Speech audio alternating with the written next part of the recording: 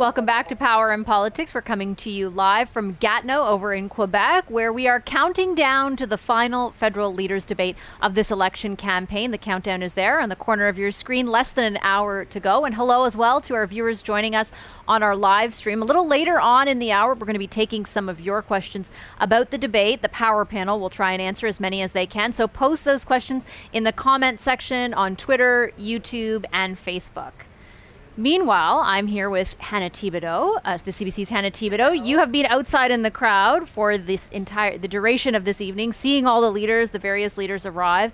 A lot of speculation going into this debate focused on Bloc leader Yves-François Blanchet and how his upswing in popularity, his party's climb in the polls over the last 4 weeks might change the dynamic of this debate for other leaders as well as for himself. I think it absolutely will change the dynamic. I was traveling with Liberal leader Justin Trudeau this week, and it was interesting because you know that it's likely you're going to lose seats across the country and other regions. That's what he's thinking. And then they were hoping to pick up many of those seats in Quebec. But now with that upswing and the uptick with the Bloc Québécois, it shows that, wait a minute, maybe they're not going to pick up the number of seats they had hoped for in Quebec, which could cause him big problems on election day. Because if they start taking away some of that support in this province that has 78 seats and they were hoping to pick up more than the 40 they currently have, it could cause a big difference for them, in particular majority, minority, or even potentially not becoming the next prime minister again. And it's interesting because so much of the focus going into the campaign was on Quebec being the path to a majority for the Liberals. And now I feel like, and I don't know if you have this sense as well, but every conversation that takes place around possible scenarios mostly involves a minority situation. So much so that we even saw Jagmeet Singh this morning basically say, here are my terms for if that happens and I hold the balance of power. I mean, he said a lot more than that, but that was the messaging around And I think that's the messaging he wants to get out there and saying, look, I'm doing well now in the polls.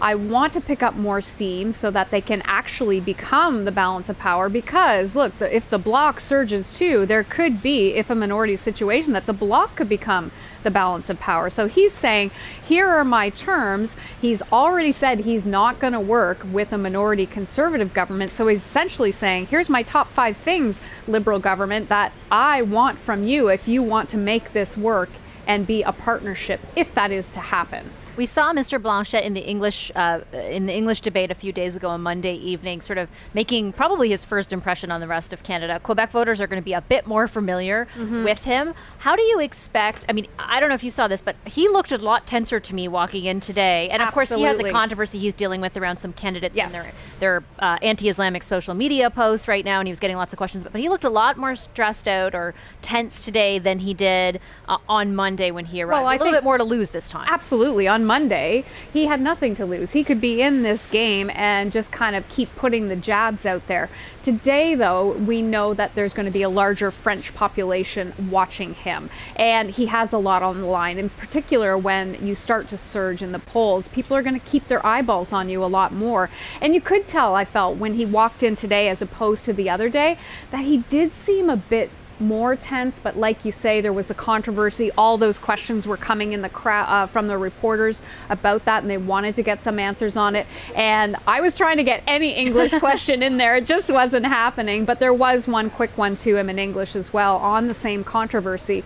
But I think he is feeling the pressure, and the pressure becomes more intense when your popularity rises. And it's not just the public that will increase the scrutiny and their focus on him. It's what it's going to be tonight too. You can expect, I'm sure, other leaders to start narrowing their criticism of him and their attacks on him. Right, and in particular Justin Trudeau. One of the things I bet you will hear tonight, and we can chat later if I'm right, is, and we heard it from Justin Trudeau yesterday on the campaign trail, we were talking about this, and what he was saying is essentially, look, he can't become a national leader. You don't want to put your vote with him. Not only that, we know Quebecers are, one of the biggest, if not the biggest issue for them is climate change. And he says you can't have a national climate plan with a leader that only represents one province. How is he going to fight against Doug Ford? How is he going to fight against Jason Kenney, who want to get rid of the carbon tax? So that's what he's trying to pitch, and I bet you we'll hear similar things in there tonight. I bet you, and I bet you'll see attacks from other leaders as well, directed to Mr. Blanchette. It should be fascinating. Thank you, Hannah. Thanks for having me. CBC's Hannah Thibodeau.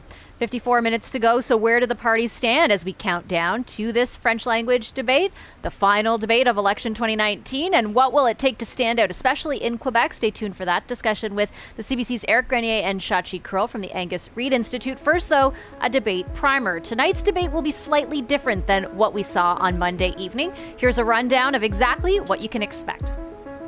The 2-hour debate will be divided into 5 topics: economy and finances, environment and energy, foreign policy and immigration, identity, ethics and governance, and services to citizens. In each segment, there's a lot to get through. There will be a question from a Canadian, then open debate between 3 of the 6 leaders, then open debate from the remaining 3 leaders, and then questions in quick succession from a journalist.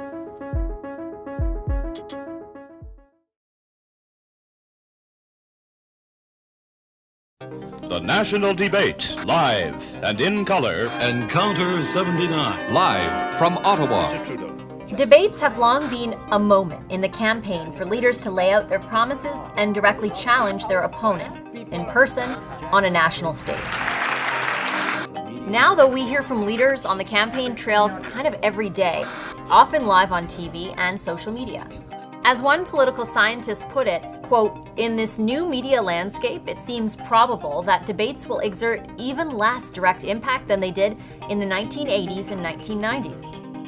So can they change the outcomes of elections, and how much do debates matter anyway? Depending on who you talk to and what you read, just how useful they are and how much impact they can have, well, it's up for debate. Party strategists will tell you they're key. It's really important. A debate is a huge inflection point in a campaign and continues to be so. I think debates do influence voters. Academics have long been researching whether that's actually true. Often, it depends on the election. We can identify certain debates that have had an impact on the bottom line of vote intention. Most debates, most of the time, however, don't have discernible impact. That's Richard Johnston. He's a political scientist at the University of British Columbia. Other political scientists agree, including Andre Blais of the University of Montreal. He says, quote, "My research suggests that debates can change vote intentions, though they often do not." Mr. Mulcair has said he doesn't think we should be in this fight at all. Debates may be the most watched event during an election, but political scientists say the majority of the population doesn't tune in.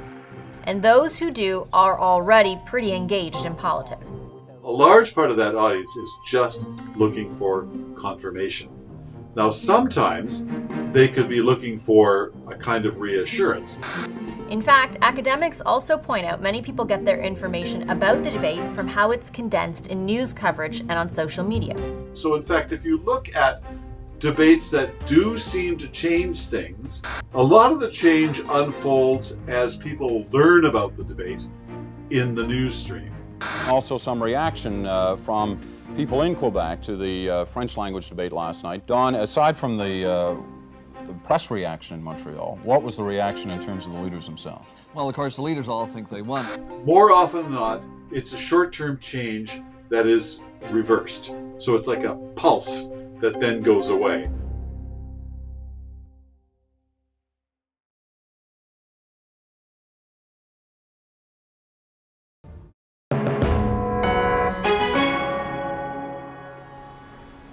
Welcome back. You're watching a special extended edition of Power in Politics. We're coming to you from the Canadian Museum of History over in Gatineau, Quebec for Debate Night Take 2. This time, 6 party leaders will face off in French in less than an hour, 50 minutes there to be exact. How could tonight make or break a party's chances? Shachi Kurl is the executive director of the Angus Reid Institute. She joins us from Vancouver.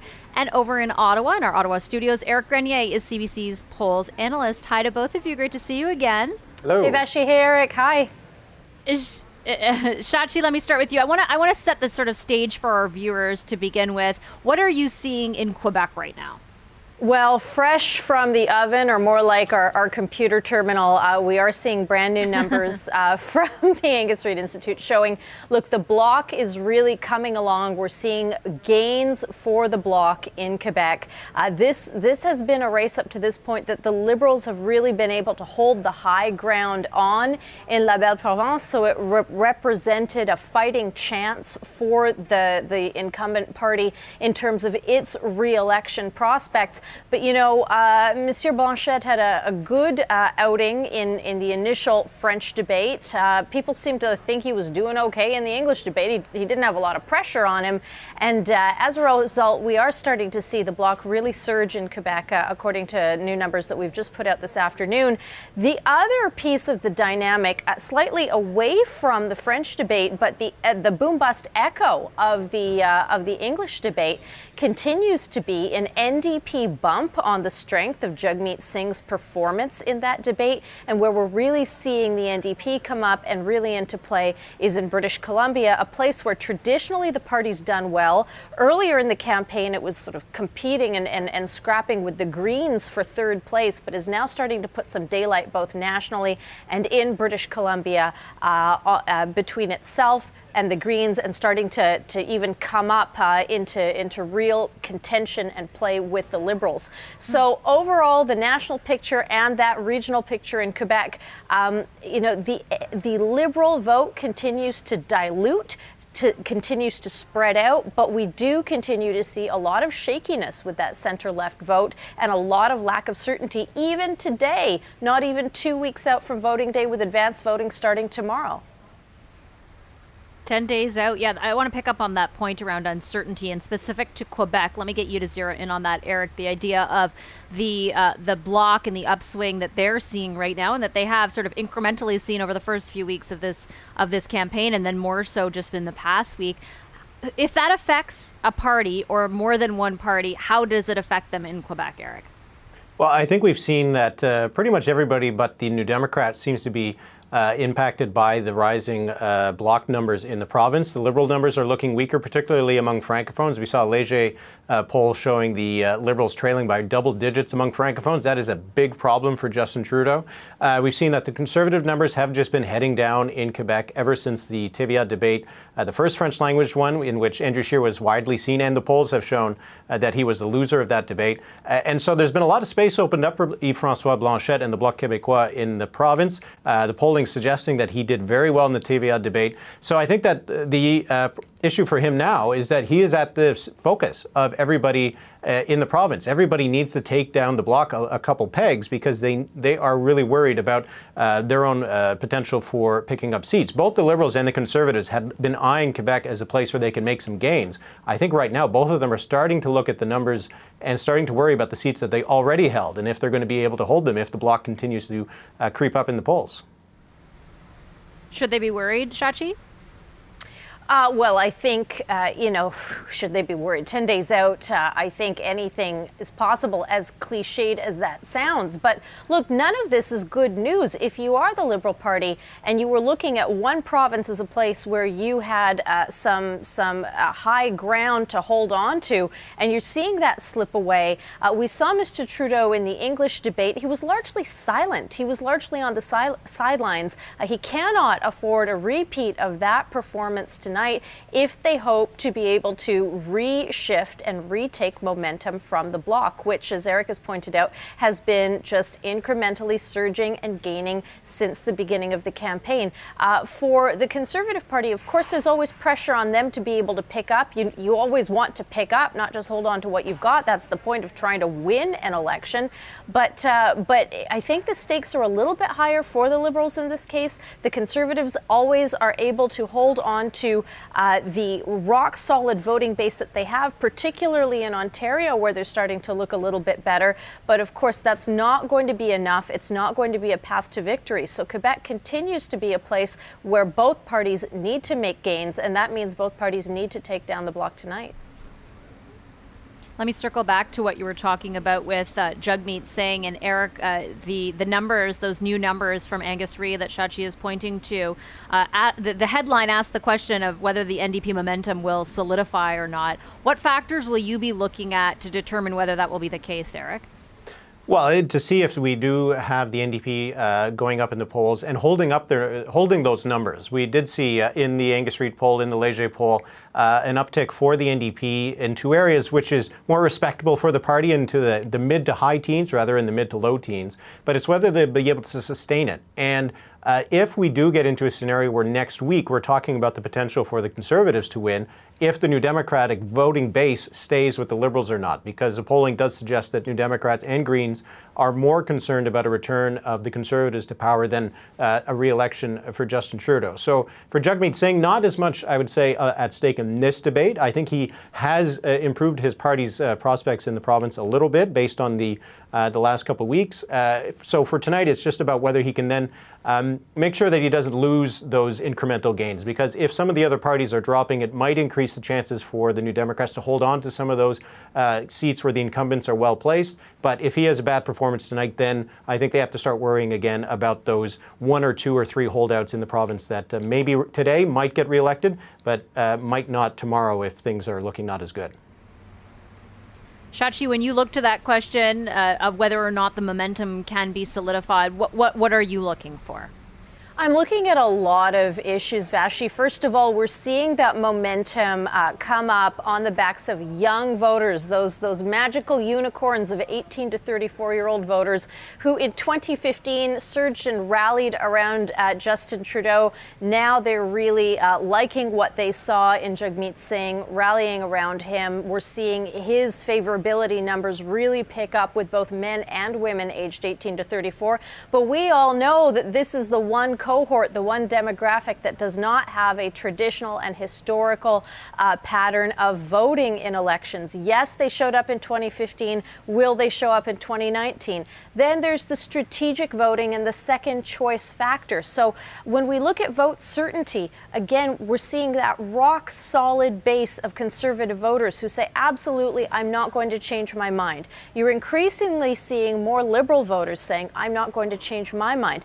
But the potential for changing your mind among NDP and Green voters continues to be massive. So you look at that, you look at second choice, and ultimately when you ask the question of soft voters who could still change their mind and sit on the center left, what's the likelihood that you might just switch and vote for the Liberals at the end of the day? You see a significant number of them saying, yeah, I could if it came down to blocking a party or a government that I didn't want to see, namely the Conservatives, versus supporting a party that maybe I don't like, but is closer in line to my values. And you ask the question of voters today, what would you like to see? A Conservative majority, a Conservative minority, or one of those two options on the Liberal side? Look, the Conservative base absolutely on the strength of it says we would like to see a Conservative majority. That represents about 34% of the population, but everyone else is split largely between seeing and wanting to see either a Liberal or a majority or a Liberal minority. So again, those vote dynamics on the left of center, very jiggly, very mushy, and have yet to lock in. And we just, with 10 days to go, are not necessarily seeing any sign that they have finished moving around. And you could see that happening, very late in the campaign, depending on what happens next. How do you anticipate, Eric, that those mushy dynamics on the left that Shachi alludes to, how do you anticipate that might affect the messaging, particularly from the Liberals heading into these last 10 days? Well, Justin Trudeau has been trying to make this election as a choice between his government and a Conservative government. So I think we're going to keep hearing that, and pretty loudly, from Justin Trudeau, because it's the old playbook for the Liberals that they try to get those NDP voters and Green voters to go back into the Liberal fold to block a Conservative government. So I think that is what absolutely we're going to be hearing from Justin Trudeau. And we're already starting to hear some of the other leaders more or less positioned themselves for afterwards. Jagmeet Singh giving his conditions for supporting a government. Elizabeth May has always wanted to have a minority government where the Greens would hold the balance of power. And even Yves-François Blanchet has been making the case that send enough blocistes to the House of Commons and we can hold the balance of power. So I think that we're going to keep hearing those parties that have that potential to hold the balance of power to talk about, don't waste your vote on a Liberal or Conservative, elect us and we can have a minority government. Whereas Justin Trudeau is the complete opposite message. So those two are going to be clashing. Shachi, final question to you. 10 days to go, as we've been saying throughout this. You know, if you could help our viewers understand what exactly you'll be looking for in those 10 days, what would you say? Turnout, turnout, turnout, turnout, turnout, turnout. Advanced voting starts tomorrow. I think that's going to be an interesting indication of who's showing up. Now, the question is always who shows up early, who shows up late. But, you know, we saw 4 years ago keen voters across all age demographics showing up in those advance polls to be counted. If we are only seeing older voters and older demographics showing up, I think that is a sign that across the left of center spectrum, the parties really have to be starting to look at mobilizing their vote, and they're trying to do that while at the same time trying to pull together or coalesce their votes. So that is something, again, that is going to be the story of this election. Where do the young people go? And once they've decided to do something, if they decide to do something, will they actually show up or will they stay home? And the Liberals are in a tricky position right now. This is a time where mistakes can be made, unforced errors can happen. They have to somehow walk the line between not being too negative in calling out their opponents and trying to make the case for themselves, and at the same time exhorting that base to look at them as the only option. And the thing is that those two things don't always go together so well, because we know that negative campaigns can have the effect of turning people off. When people are turned off, they stay home. If they stay home, that's bad news again for this incumbent government. You've given us a lot to watch for tonight. Thank you to both of you. Thanks to Shachi Kurl of the Angus Reid Institute and, of course, our own Eric Grenier. 38 minutes to go. The countdown is on. We're here at the Museum of History, counting down to the French language debate, the final debate of this election campaign. The Power Panel will be here after a quick commercial break to weigh in. We're going to talk about the stakes and the strategies ahead of that debate. Stay with us. One at a time, Mr. Singh. But life is getting more expensive. Mr. Singh and then Mr. Bain. I want to say this directly to Canadians. You do not need to choose between Mr. Delay and Mr. Deny. There is another option. Andrew, you are calling yourself a conservative, but you don't want to balance the budget in 2 years. You will have $70 billion on our debt. Keep your promises. From the Rockies to the Bay of Fundy, Conservative premiers have gotten elected on promises to do nothing on climate change, and we need a strong federal government to fight them, to make sure that we are moving forward on protecting the future generations from the impacts of climate change. There is a vacancy for the Ontario Liberal leadership, and if you're so focused on provincial politics, go and run for the leadership of that party, Mr. Trudeau. What you are doing, Mr. Scheer, is playing this old card. You're trading the idea that Quebec is corrupt. No, that Those is not 3,400 people have done nothing wrong. Now the value of their shares are going down. We will never allow a single inch of retreat from the hard-earned rights of women in this country. Not 1 inch. This is...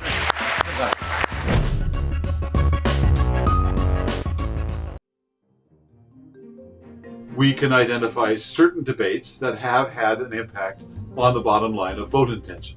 Most debates, most of the time, however, don't have discernible impact. That's Richard Johnston. He's a political scientist at the University of British Columbia. Be serious. Johnston says the 1988 debate is a rare example of when a debate can change the outcome of an election. He says this exchange became the pivotal moment of the campaign. I happen to believe that you've sold us out. John Turner was behind in the polls, but During the debate, he stepped toward Brian Mulroney and questioned him on the government's free trade agreement with the United States. Once a country yields its energy. We have not done it. Once a country yields its agriculture. Wrong Once again. a country opens itself up to a subsidy war with the United States Wrong on again. terms of definition, then the political ability of this country to sustain the influence of the United States, to remain as an independent nation, that is lost forever, and that's the issue of this election. Mr. Turner. The PCs still won the election, but according to this paper in the British Journal of Political Science, the debate had a substantial and enduring impact on the vote. The Liberals gained at the expense of both the Conservatives and the NDP. Debates are very difficult on incumbents. They tend to be attacked by all sides, and they have something to defend. Nobody else really has much to defend. This is David Hurley. He chaired several Liberal campaigns in the early 2000s. Leaders who aren't as well known and challengers often have the most to gain. According to this study, in the 1988 debates, it was the party out of power who benefited the most. 4 years earlier, things were entirely different. Turner was the incumbent then. Mulroney went at him for carrying out his predecessor's partisan appointments. Well, I've told you and told the Canadian people, Mr. Mulroney, that I had no option. You had an option, sir, to say no, and you chose to say yes to the old attitudes and the old stories of the Liberal Party. That Mulroney moment, every time I want inspiration about a debate, I watch that moment because it's just so devastating. This is Jason Leader. He managed the war room for the Conservative Party during the 2011 campaign. Mr. Mulroney just went at him with both barrels and, essentially sunk the campaign. The most devastating blows often happen when the target isn't prepared for the shot. Remember this debate? In 2011, Jack Layton asked how Michael Ignatieff could expect to become Prime Minister based on his attendance record in the House.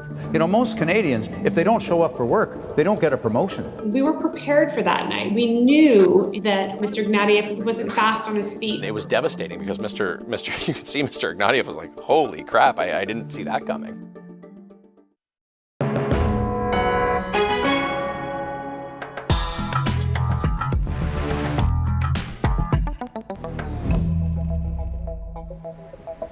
Welcome back to a very special extended debate day edition of Power and Politics, coming to you from the site of the final leaders debate of this campaign, the Museum of History over in Quebec. In just over half an hour, 33 minutes, 6 party leaders will go head to head in French, and CBC News Network will of course bring you that debate with full translation, so stay tuned for that, to break down the party strategies heading into the debate and look at what impact or the potential impact that debate has.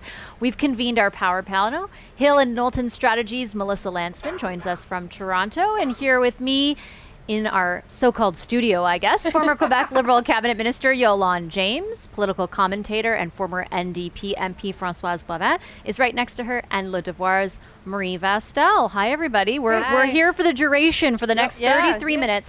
I wanted to actually play on or pick up on some of the experience that you guys have in preparing for debates. I know I'll start with you, Melissa, because I know that you have been involved in debate prep and mock debates. What kind of things, if you could help our viewers understand, pull back the curtain a bit into what you imagine has been happening over the last 12 to 24 hours behind the scenes for the parties as they prepare for tonight? Sure. The last 12 or 24 hours are very different than what debate prep entails. Lots of people think that it's sort of fun. It's actually not really. There's a lot of sort of book work, creating the binder, making sure that everybody is okay on the policy front of what the leader is going to say to all of the questions. In the last 12 to 24 hours, you would see something like mock debates, and that's when teams try to recreate the exact thing that the candidate is going to feel on stage. So that's where everybody's standing. You've got usually people close to the leader playing the roles of the other leaders, and they spend lots of time looking at tape, making sure that they can get into character and making sure that they can stave off the attacks that they might feel on the stage. So 2 very different processes. One of them certainly more fun than the other, but it's the job of the debate team is really to get the leader ready. And if the debate prep is not harder than the actual debate, I think the debate team hasn't done its job. By the way, for those of you who are watching us on Twitter, Facebook, and YouTube, you can definitely send in your questions, because over the next half hour, we'll also be asking the power panelists or getting to as many of those questions as possible. You just post them in the comment section, and I'll ask them on your behalf. Françoise, you participated in many debates. What's it like from that perspective?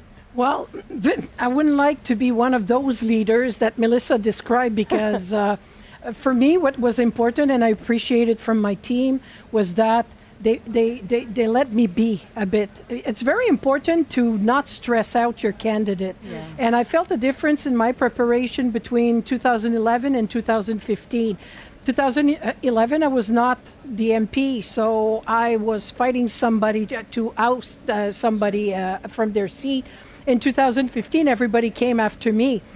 So it's two different preparations. So I think the team should not look at a handy book on how debate goes, but adapt it to their own situation. Where is their leader at this point in time? What's their forte? What's their weakness?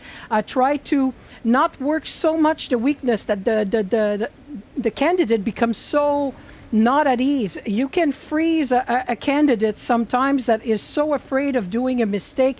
Let them, I mean, they're not leader for nothing. They won debates before against other people in their party. So I hope they all had time to relax in any way that they relax, whatever, and that they can come out and realize and break down the 2 hours by the number of minutes that they will actually be on stage. And once you realize that, you know that you don't have to perform that well for that long. So I hope they didn't over-prepare them. It's interesting because you echo what a lot of people have said, and that is, Yolande, that confidence in the way in which, substance is, of course, extremely important, but the way in which you come across, the ease with which you conduct yourself in a debate can really make a lot of difference. We had former premiers Bob Rae and Christy Clark on yesterday. Bob Rae said that he would go golfing in the afternoon before. Christy Clark said that she would write on a piece of paper, have fun, and that's what would be in front of her on her podium, because she was like, it is fun. It's not, it's not that. How important do you think is the way in which people come across, these leaders come across? Because I think authenticity doesn't lie, and as much as especially it's a televised debate, as much as we try to prepare lines and you want to get your message through, and every party and every party leader is genuine about that, in the end, the citizen is very much able to see when you're being real or when you are just passing a line, or a message. So your authenticity in the way that you present yourself really matters, and you can't really prep for that. There is a lot of preparation involved, and you have to do that, and that is part of the confidence, obviously. But at a certain point, you have to just let it go. And the experience that you have debating, you do get better at it. I think of an Elizabeth May who's done this before, and a Justin Trudeau's done this before. Obviously, there has to be a certain, not comfort, there's stress. You've been in the surroundings. You understand what's happening. When it's your first time, it's a lot more stressful. And I have so much respect for all of them. And I say this every time because, I know that all of the leaders are very conscious of the fact that they have 337 candidates that are looking to them in their campaign teams, watching the night and knowing how important that night is for them, and they want to pull through for their team. So you got to prep and just understand, let it go, and have the people around you that are going to be best for you in those moments. You don't want that person going, "Are you okay?" Oh my God! Like, that's the worst, probably. Yeah. Marie, and it's interesting that that idea of authenticity seemed to really set, for example, and we've been talking about it throughout the show, but Jagmeet Singh apart. I listened very closely to the substance of everything that he said and other leaders said. There wasn't actually a lot different in what he said than what we've heard throughout the campaign, prior to the campaign. It was this sort of sense that he kept sort of separating himself, and he just seemed real, I think, is what people keep telling me. I don't know if I'm the best judge, but other people keep telling me that. Yeah, I agree. And people keep telling me that what they didn't like was when, as Yolande just said, it sounded rehearsed, and when they were just repeating their lines, which Jagmeet Singh also did with his corporate, helping the corporate and not helping the real people, and they all have their lines that they're going to repeat today and that we've been hearing for 30 days. But it is true, I think, that people pick up on that. I think the challenge is, as Yolande said, and this, especially this, because it's the last debate, it's like your ultimate chance to seal the deal for your party. And so I'm sure they want to feel genuine and authentic and relaxed and go golfing like Bob, but I can only imagine how stressed out you are. Like, I couldn't do it. I can only imagine how stressed out you are, that all these people are looking at me, and it's the ultimate ultimate verdict on your campaign. Yeah, good luck to the leaders. It's how I felt the first month of the show every single night before. Just like I was going to throw debate, up. Not a good idea. I'm going to press pause on Power Panel, but as I said, you're sticking with us throughout the next half hour. 26 minutes to go until the debate begins. You're watching Power in Politics, a special edition of Power in Politics on CBC News Network. We're back in a moment.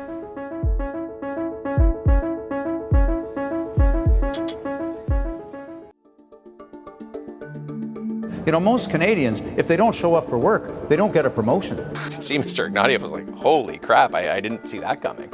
And as soon as the debate ended, there was an ad on television with the same message. Indy had the worst attendance record of all 308 members of parliament.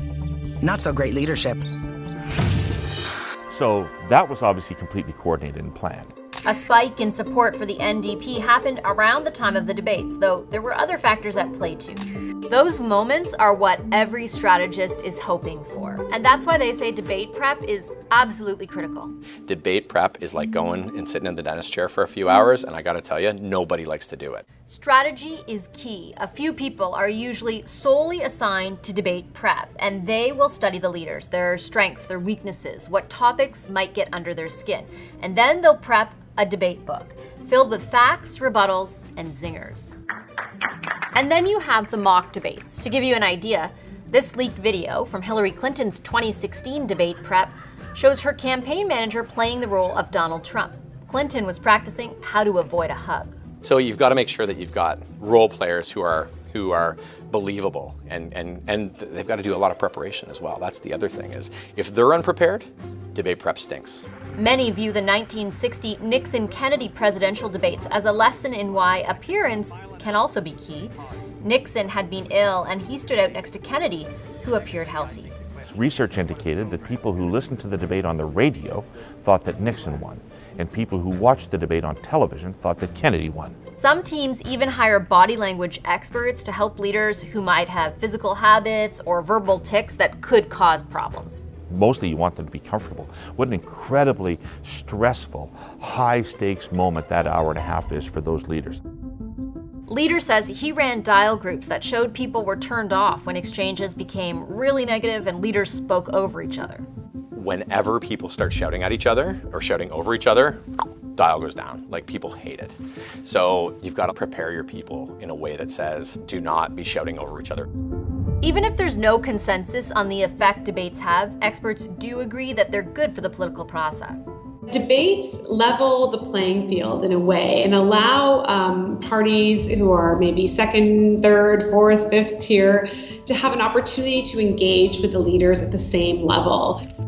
Think about it like this. It's the only time you'll ever really see the leaders all together during the campaign interacting and actually talking policy. If you didn't have debates, then really all we would have is the even stagier and even more fake world of advertising, leaders' tours, and public appearances designed to create positive impressions.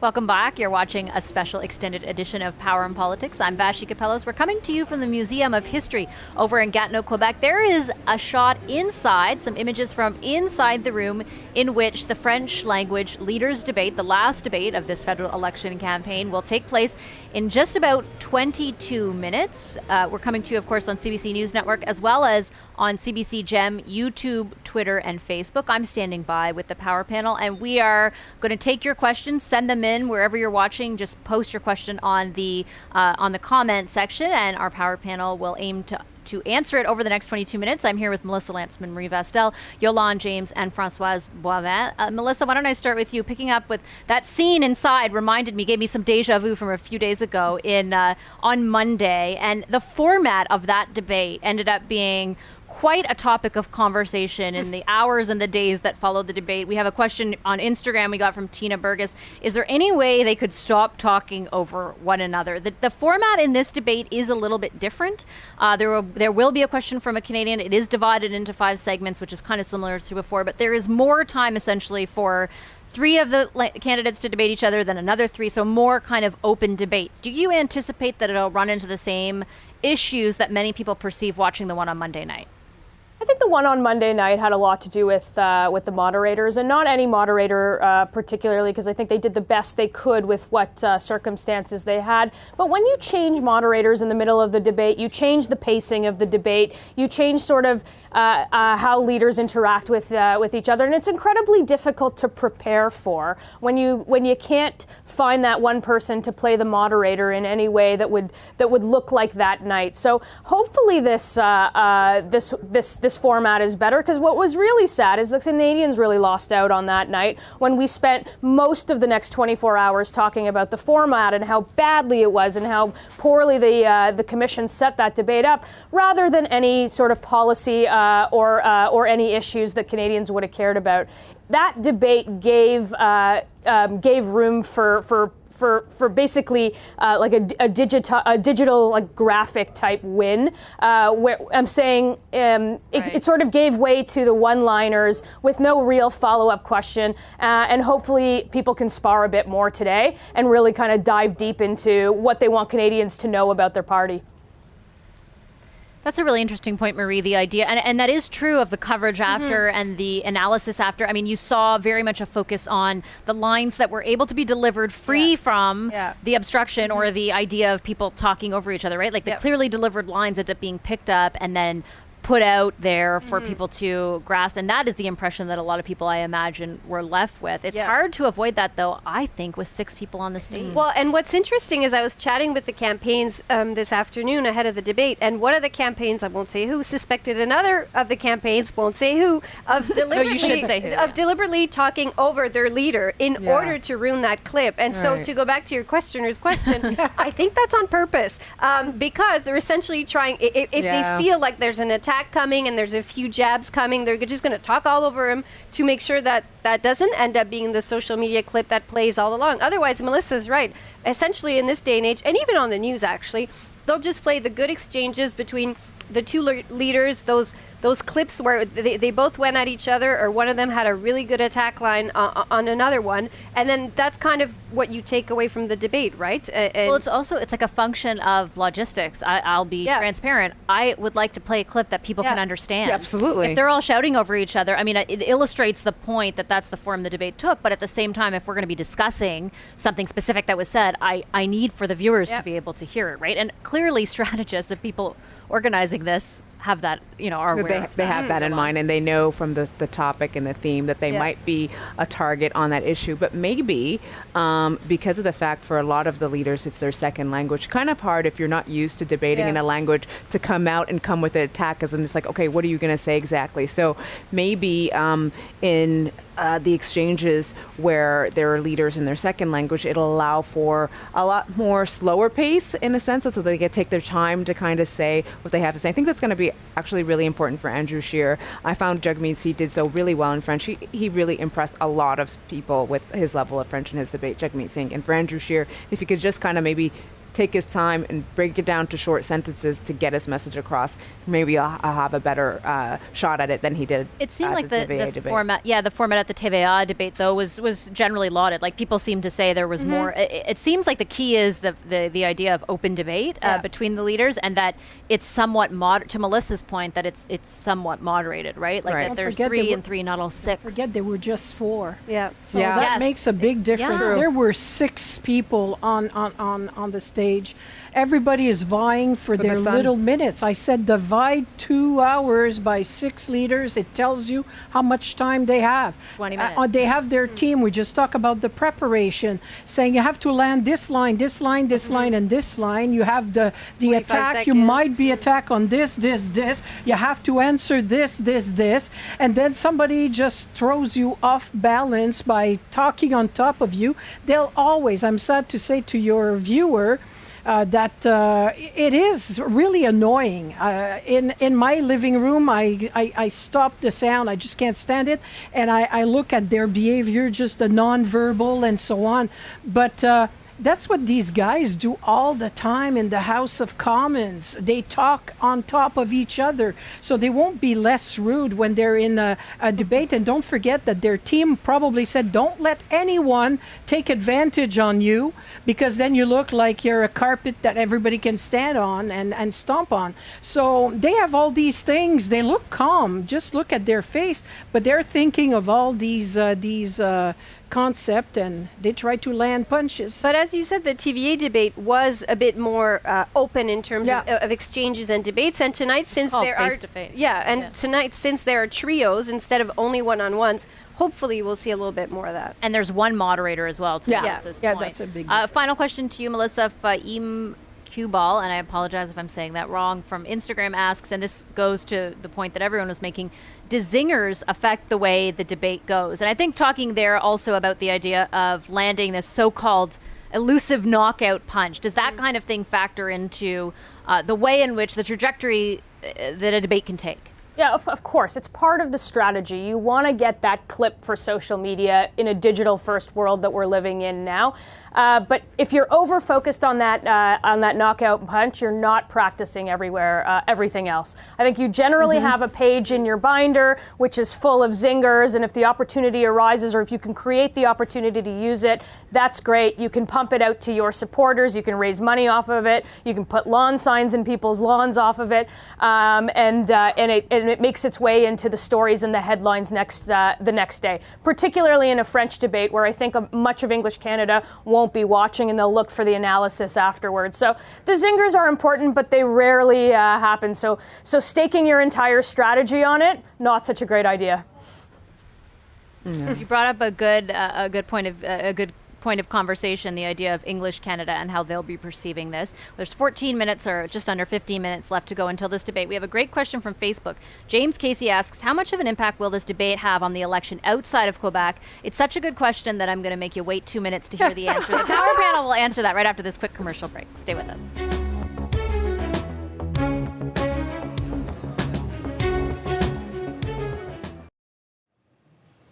The science is clear. Your target is a commitment to failure. That's why it's so doable and achievable, because it doesn't do what the IPCC says we must do. We must go off fossil fuels as quickly as possible. And you bought a pipeline. You can't be a climate leader and spend $10 to $13 billion more on a project that by itself blows through our carbon budget. We have to actually a slogan is not a plan. No, we have a plan. A slogan is not a plan. It is an unrealizable plan. Canadians need that action that is going to actually make us better, fight climate change, protect the environment, and build a stronger economy for our kids. That's what we have done more over the past 4 years than any government in the history of Canada. And there is much more to do. There is much more to do. No one remembers Paul Martin's plan in 2005. It was better. But the reality is, if you have over the past 4 years, we delivered on it. If you have a fire in a 4-story building, getting a 1-story ladder doesn't do it. That is completely false. And just because you say something over and over and over again doesn't make it true. There's no Canadian.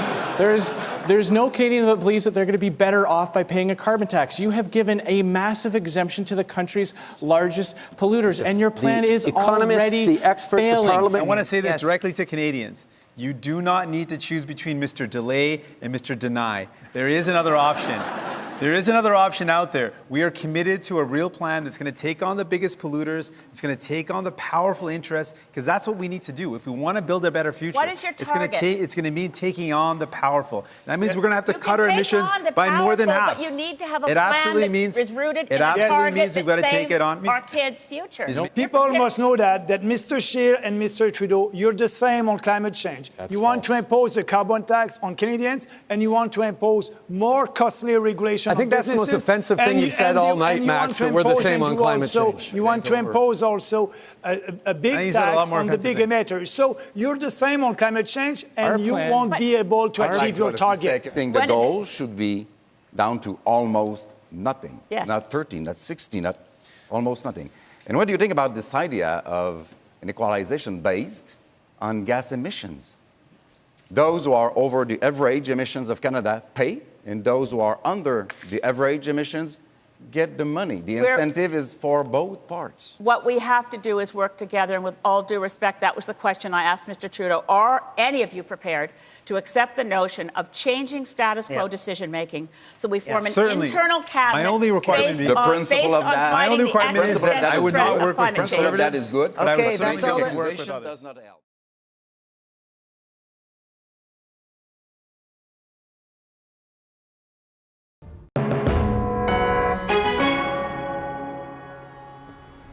Hi there, you're watching a special extended edition of Power and Politics. I'm Vashi Kapelos, and I'm standing here with the Power Panel. We're coming to you on CBC News Network, CBC Gem, YouTube, Twitter, and Facebook. We are on site, just 11 minutes to go for the final leaders debate of this campaign. This one happens to be in French. It's taking place at the Museum of History over in Gatineau, the same place where on Monday the English language debate happened. Melissa, I'll pick up with you.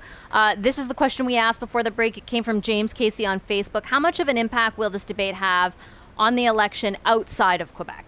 Well, I think for debate night itself, not much. I'm not sure that much of English Canada will be watching in depth. I think the coverage, though, depending on what happens, and you leave a lot in the hands of live TV.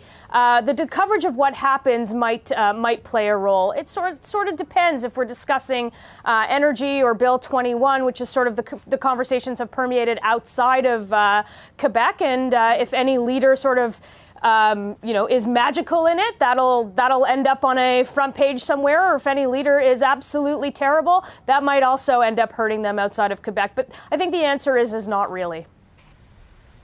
Françoise, I imagine those issues that Melissa points to that have the potential to break through into coverage outside of Quebec involve issues, are issues really where there's a contrast between the position Quebecers have taken on it, and the position the rest of Canada, or a majority of the rest of Canada has taken on it. And she points to a couple of those issues. Do you think that would be the case tonight, or what makes it translate to English Canada? Yeah, well, my jury is still out on it, because it's one thing of what the media are talking about. We're all saying about Bill 21, but I'm not so sure that Canadians are on the same page totally than the media on the actual topic.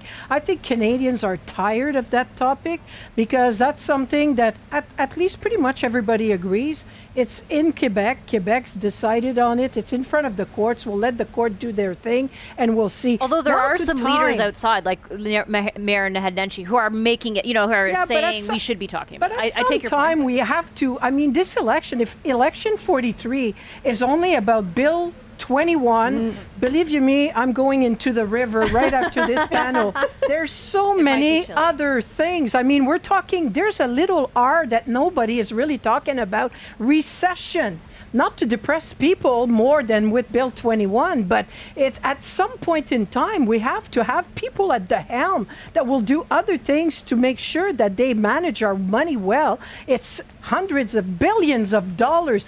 We're talking about climate emergency. Whatever people say, it's not urgent. There are some measures to take. We bought, all Canadians are now proud owner of a pipeline. What do we do with it? So many other good questions.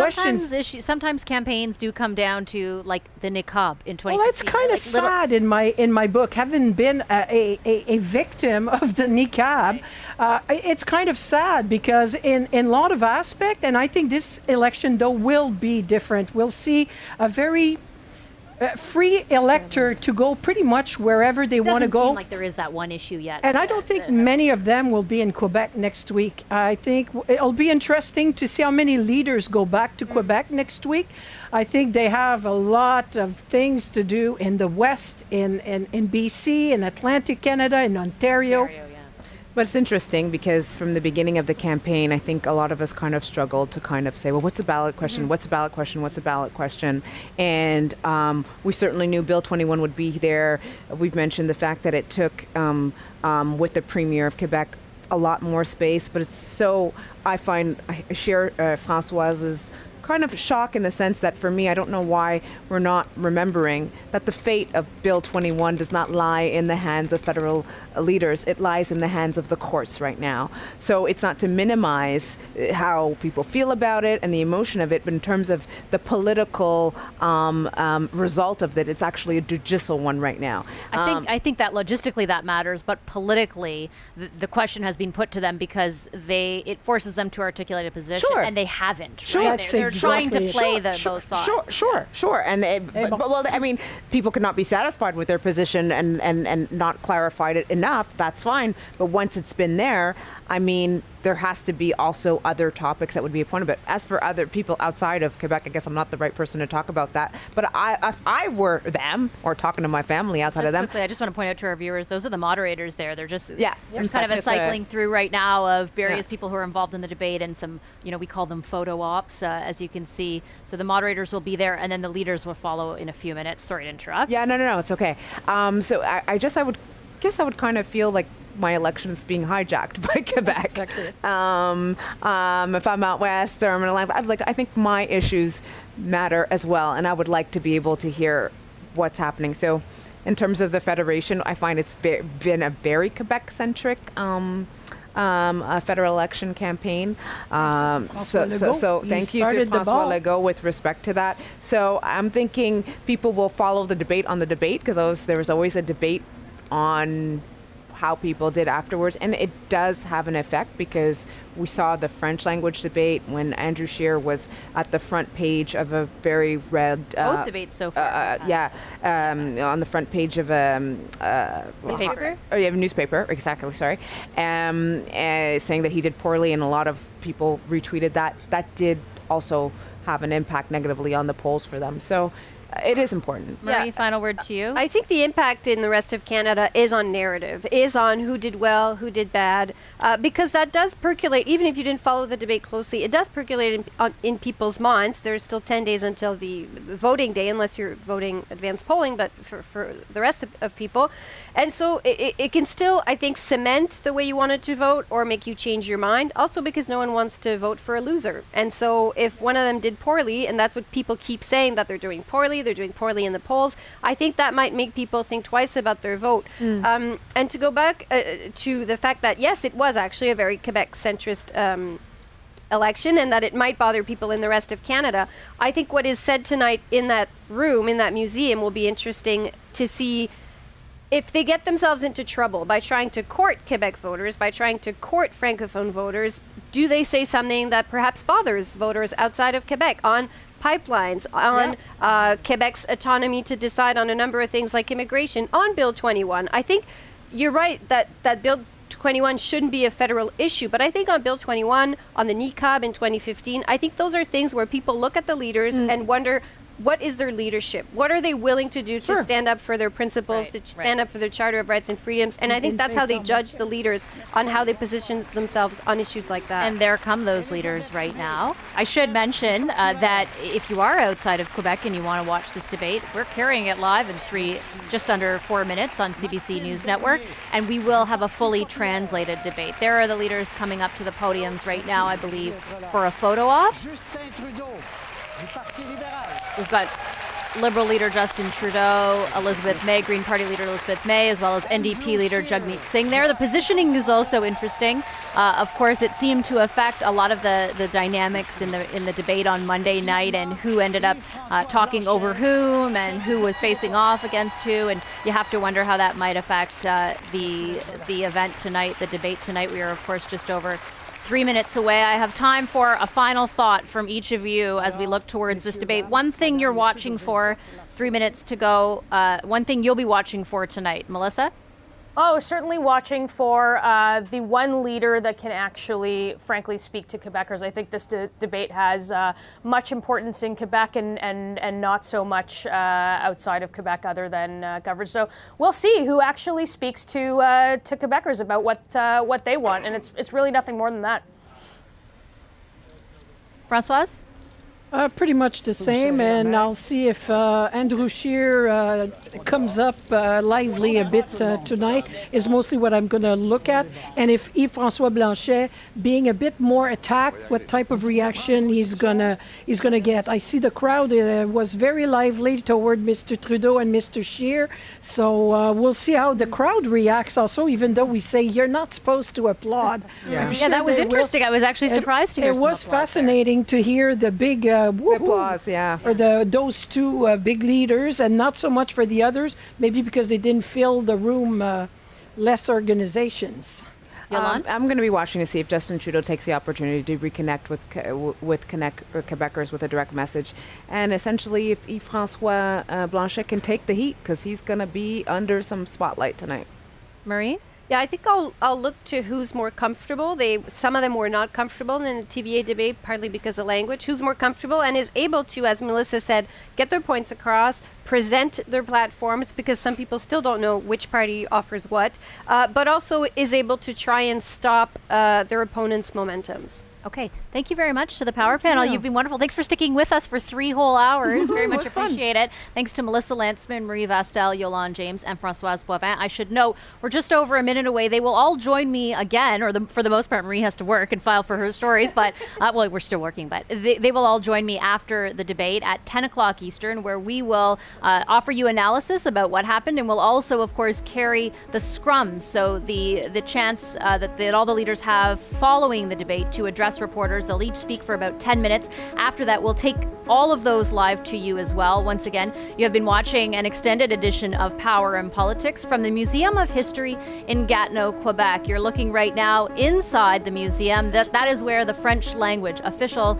debate will take place. This is the last debate, the last time all 6 federal party leaders will be able to face off against each other in this election campaign, and it is a close campaign. In fact, the 2 lead parties, the Conservatives and the Liberals, have been virtually tied since day one 4 weeks ago. And in Quebec, very much where much of this debate is aimed, a different picture. The Bloc Québécois in recent weeks has seen a resurgence. How will that factor into tonight's debate? That's what you're staying tuned for. 10 seconds left. We'll see you right after the debate here on CBC News Network. This has been Power and Politics. I'm Vashi Kapelos.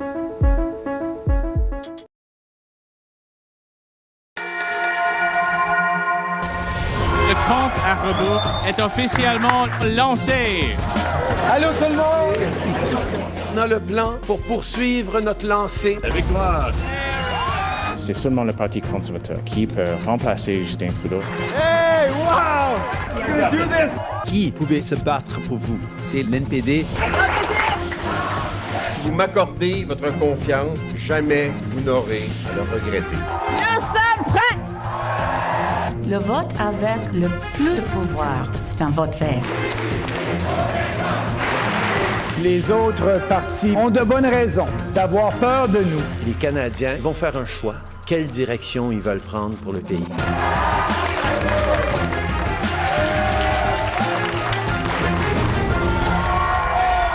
En direct du Musée canadien de l'histoire à Gatineau, le partenariat canadien pour la production Canadian Debate Production Partnership presents the Leaders Debate 2019.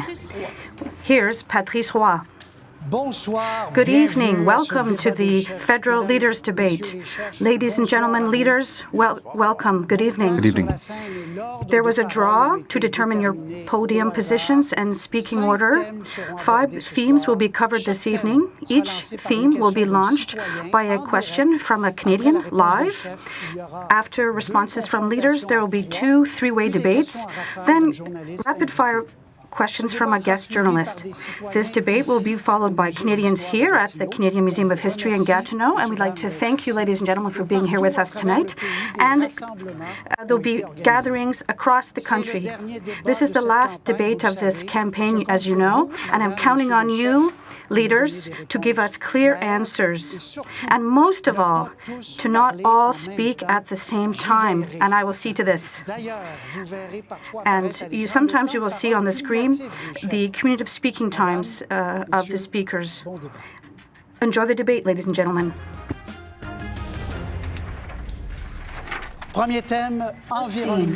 Environment and energy. And we're going to start this theme in Trois-Rivières this evening with a question from Elizabeth Darvaux. Ms. Darvaux, good evening. Good evening. Darvaux, the leaders are listening to you. Tell us your question. In an era where we are increasingly concerned with the environment and where the UN has declared a climate emergency, it has become essential that we do what it takes to counter this crisis. My question is as follows, knowing that if we do not act now, we will reach the point of no return. So, what is the first concrete thing you will do to fight climate change? Thank you very much, Ms. Darvaux. First person to answer, Mr. Trudeau. Thank you, Elizabeth, for your question.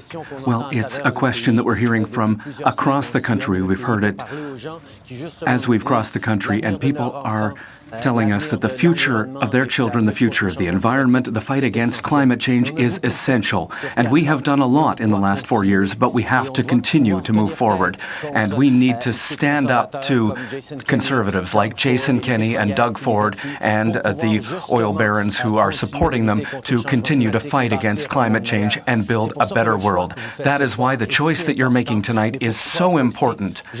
And I trust Canadians. I trust that we will move forward together. Thank you very much, Mr. Trudeau. Mr. Bernier.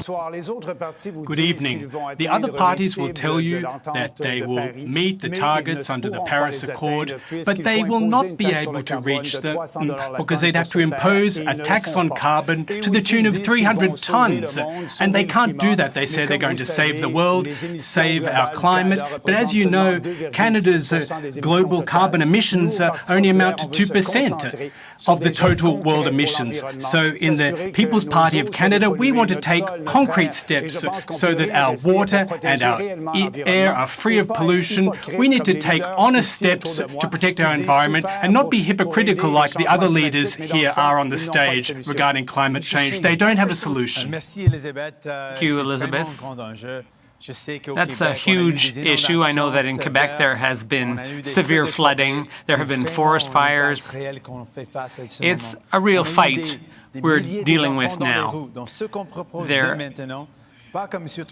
What we're proposing now is not to purchase a pipeline like Mr. Trudeau did. We want to end subsidies to the oil patch. That's a step we're willing to take immediately, and we want to reinvest that money in renewable energy, clean energy, and we want to invest massively in public transit. There are things we can do. It's just a question of having the courage, and we have that courage. Mr. Scheer.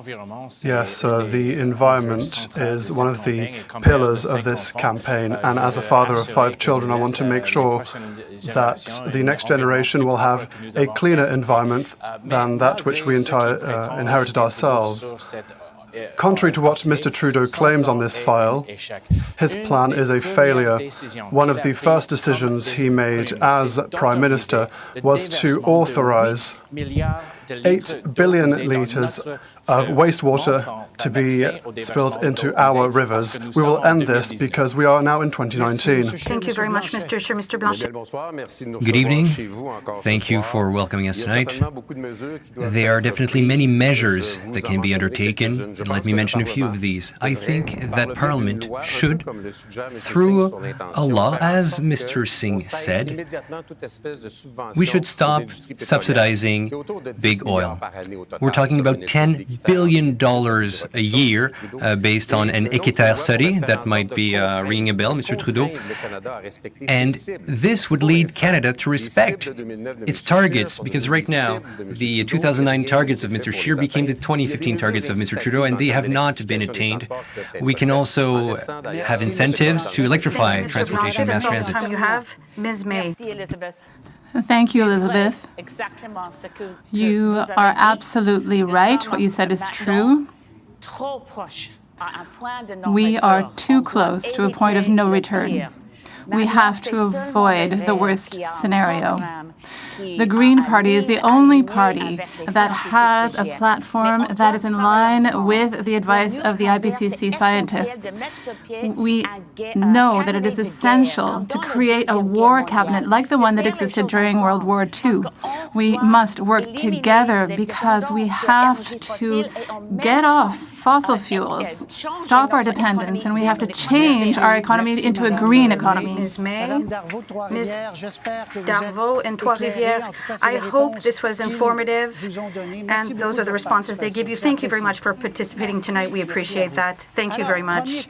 So the first three-way debate, there will be Ms. May, Mr. Trudeau, and Mr. Blanchet. Since the Kyoto Protocol 30 years ago, politicians have been promising to cut greenhouse gases. But to reach the Paris targets, the Parliamentary Budget Officer has estimated that the carbon tax, which is currently $20 per ton, must climb to $102 over the next few years. And to be concrete for people at the home, that's 23 cents extra for a liter of gas. Mr. Blanchet, you agree with the $102. Ms. May, you're proposing $200. Mr. Trudeau, are you waiting for after the elections to disclose your price? Oh, Mr. Leroy, we have a plan to increase that price to $50 a ton in 2022. But these numbers, $100, $200 a ton, that's if nothing else is done other than a price on pollution. We have chosen to put in place a wide range of measures to protect nature, to invest in ending coal energy production, to end the use of single-use plastics, to plant 2 billion trees. We know it's going to take a lot of effort to do all this, but we are going to do these things because we're already doing more than any other government has done in the history of this country to protect the environment and to fight climate change. Open debate. Yes, thank you. But the problem is that it's not enough to just talk about a price on carbon. We also have to have targets that are aligned with scientific advice. And right now it's not 30% of 2005 levels by 2030. That's Mr. Trudeau's target, which is the same as Mr. Harper's target. It's not enough. We have to have a plan to eliminate fossil fuels by 2050, and by 2030 we have to have a target of 60% reductions of greenhouse gases, and it is truly possible. Our plan is called Mission Possible because it is possible. It's not easy, but it's possible. It's not just with the carbon tax. I think we should be more specific. Yes, in the end, it should be that the only oil we use is oil that is not burned. It must be used for something else. We must put a date on that, a time frame for it, and then we need to see how long will it take to cut down on extraction, on transport, and so on. Let's not talk about measures in 2025 or 2030. What are the targets? 3% less next year, 3% less the year after that, and that also pertains to getting all the oil that's in the soil of Alberta. We propose a green equalization. We have an average in Canada. The provinces that pollute the most pay into this green equalization, and the best performers get money. This initiative, Mr. Blanchet, highlights one of the big challenges that you have as leader of the Bloc Québécois, which is to impose a pan-Canadian plan. You need a government that's ready to do it, a government that's ready to stand up to Jason Kenney, to the oil companies, ready to stand up to Doug Ford, and all those conservatives who don't want to do anything for the environment. And there are 4 of us here who will fight to protect the environment, and our government has done a lot over the last 4 years. But we know that we need to keep going, and that's why we can't stop. It's important that Quebecers, Francophones, and Canadians be part of a government that wants to fight climate change. The reality is that the situation right now is a climate emergency. We have to move quickly. And now all of the other leaders here on scene with me, there is no one who has a workable plan to avoid the worst case scenario. Greta Thunberg is right. Our house is on fire. How dare you? Mr. Trudeau. Yes. In terms of the pipeline, Mr. Scheer was Quebec during it was clear he could force East pipeline on Quebec, but you weren't clear. There could be a project tomorrow morning on the table. Mr. Trudeau, would you oppose a pipeline or not? That's part of a process that requires that we have approval from communities, approval from Indigenous peoples. We need to work with the scientific community to look at the impact, and we'll move forward the same way we moved forward with the Trans Mountain pipeline to try to get approval and to do it in a rigorous scientific way. People know that we can't have more oil by rail. We know that it's very dangerous and that it pollutes a lot. We need to put the profits from what we need right now, because we know that the transition isn't going to happen tomorrow. We need to put the profits towards green energy, towards the fight against climate change, and every dollar of profit will go to green initiatives. Mr. Trudeau, you are proposing to use public funds for a pipeline in a situation of crisis. It's a climate emergency. We have to stop all pipelines. We have to stop shale gas everywhere in Canada. But if we have just this chance to avoid the worst-case scenario, that's what the scientists are telling us. This is not a question of political targets. This is a question of what's actually happening. First, Quebec does not want. Will you tell Quebec, no, there will be no pipeline in Quebec? Second thing, if we make proposals in the chamber and you find that you're good proposals, you say that we can't implement it, well, will you vote in favor of our ideas? Answer, Mr. Trudeau, before we move on the other three-way debate. We've created a system with C69 which allows us to get approval for good projects, and bad projects won't move ahead. A good project could move a good ahead. pipeline, does that exist? So you would oppose it? Listen, it's better than having more oil by rail. In three-way debate, Mr. Singh, Mr. Bernier, and Mr. Scheer. We're going to move on with continue with the pipelines, because there's been a lot of talk about this. The Legault government has repeated that in Quebec there is no social license. Mr. Bernier, Mr. Scheer, you're in favor of a pipeline, and you say that's your right under the Canadian Constitution, but do you not fear backlash, an anti-Canadian sentiment in Quebec or an anti-Quebec sentiment in Western Canada if you impose a pipeline, Mr. Scheer? That is the reason for which I put forward the idea of an energy corridor, because I know that Quebecers would prefer homemade and Canadian energy. A lot of Quebec's energy goes to the United States, and they buy gas and petrol from the United States. This is nonsensical. I want Canada to be able to share its own natural resources from west to east. It's the best option for all Canadians and Quebecers. The energy corridor that Mr. Scheer is proposing is going to take years to build.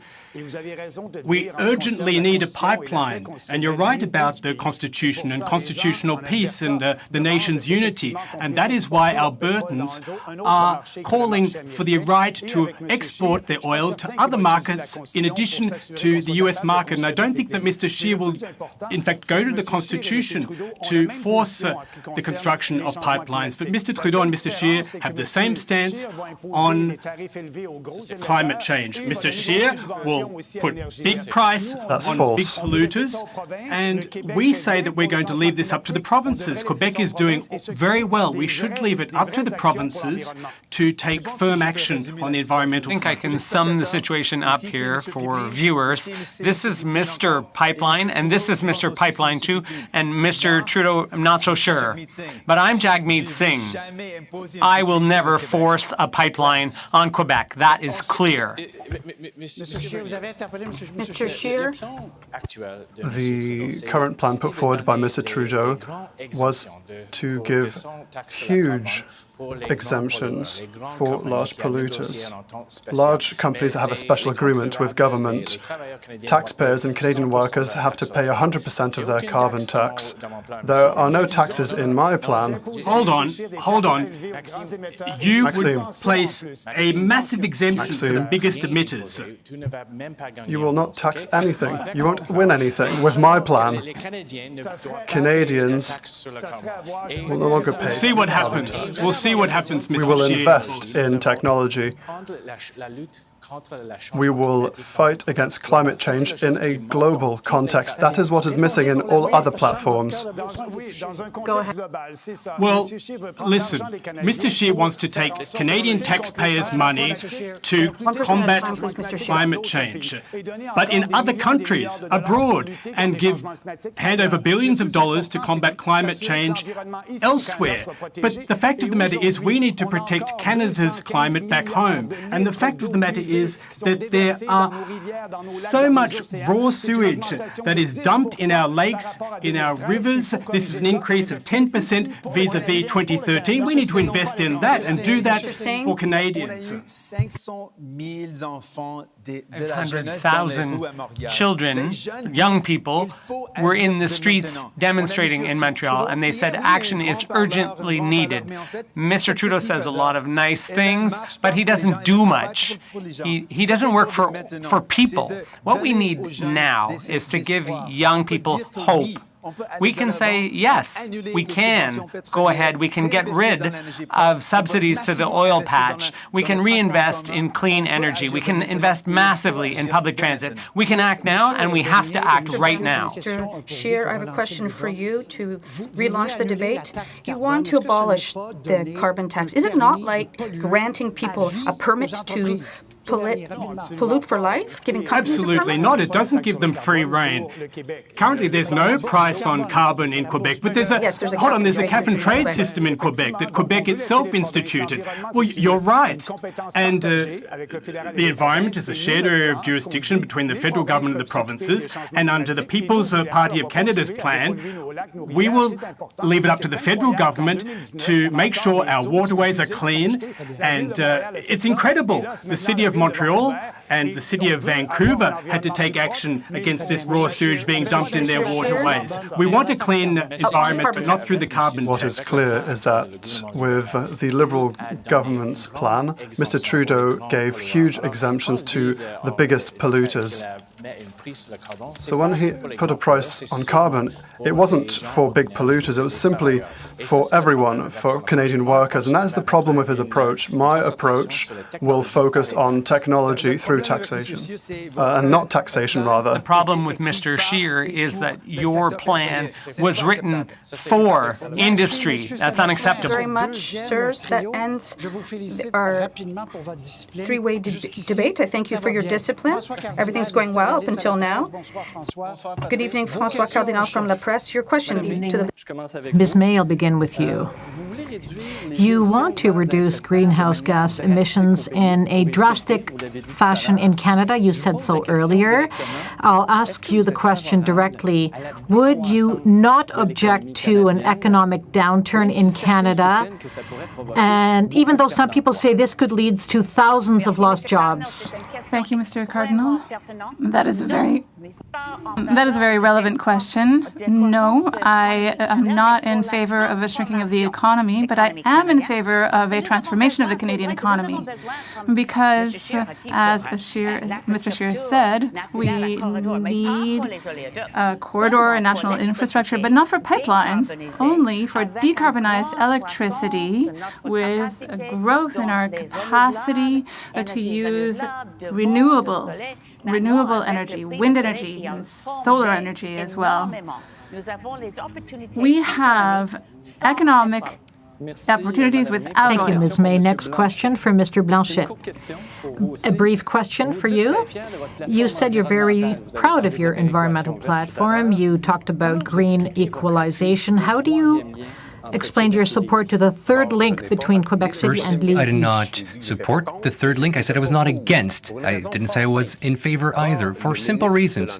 First, the Environment Minister asked for an assessment. I've been Environment Minister in Quebec before, and I respect that process. If you ask an institution, and by the way, we would like this institution to have precedence over federal environmental assessment, so if we ask that institution to assess the project, let's wait for the result. And ultimately, the third link is of Quebec's government purview.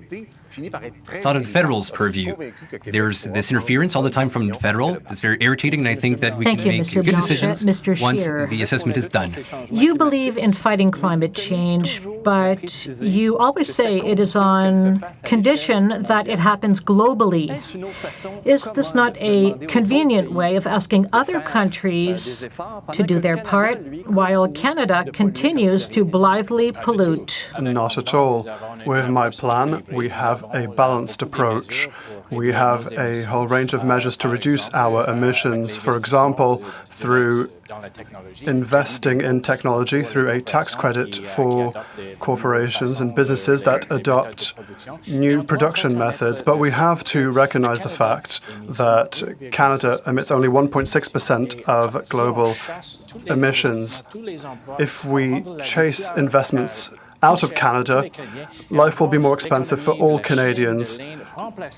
China and India's economies will replace our emissions, which will be useless. That's why we want a global approach. Mr. Singh, last year at the beginning of the year, you were not against the expansion of the Trans Mountain Pipeline, but then you changed your mind in the course of the year. What are we to make of your contortions and flip-flops on the transportation of oil and gas? It's clear to me that the future of our country and our planet is a future without any fossil fuels. That's the future. And what I want to do for children who are worried about the future, for families dealing with flooding, for people who say they're afraid of forest fires, I say this: I will make every effort to tackle the climate crisis. We have to do it. We can do it. And to me, that is a firm commitment. Thank you, Mr. Singh. Mr. Trudeau, in 2015, you promised to end subsidies to the oil patch, and yet not only did you buy a pipeline during your mandate, we mentioned this earlier, but you also offered to support the oil sector by over $1 billion. How can we today believe your promises on the environment? Still working towards, we are on track to meeting our targets and ending subsidies to the oil sector in 2025. It takes a progression. We know that the transition isn't going to happen overnight, and that's why we are investing in the right way in green energy, in renewable energy, and all the profits, the hundreds of millions of dollars of profits that will come from that pipeline will be invested in that transition, in the fight to fight climate change. We have delivered over the last 4 years, and we have to continue to move forward. We need a strong government full of Quebecers and Francophones, a government that will continue to stand up to the Conservatives who don't want to do anything. Thank you, Mr. Trudeau. Last question for you, Mr. Bernier. You are the only leader to reject the scientific consensus on the climate crisis by always quoting the same handful of controversial outliers. Mr. Bernier, why do you reject science? First, I don't deny the science. In fact, there's a number of scientists who wrote to the Secretary General of the United Nations to state that there is no climate emergency. I was clear on this. We shouldn't propagate fear about an emergency that doesn't exist. It should be grounded in truth and reality. There should be more studies, and there are some studies on the impact of the sun on climate change, and most of the studies to date have been in the impact of climate, of CO2. And Ms. May is right, there are the Paris targets, but unfortunately they will destroy the economy, as you said earlier. Thank you, Mr. Bernier. Thank you very much, François. Thank you. Now, on our second theme, economy and finances. And with us in the room tonight, we have a Canadian, Marie Saint-Jean, who would like to ask a question to the leaders. Good evening. Thank you very much for being with us. We're listening. Here's my question. When you're elderly and retired, life is much more expensive when you live alone instead of with another person. We all know this. And you cannot, among other things, take advantage of of income splitting, and you're alone in covering all of your expenses. So, do you intend to increase pensions for the elderly or increase the age credit?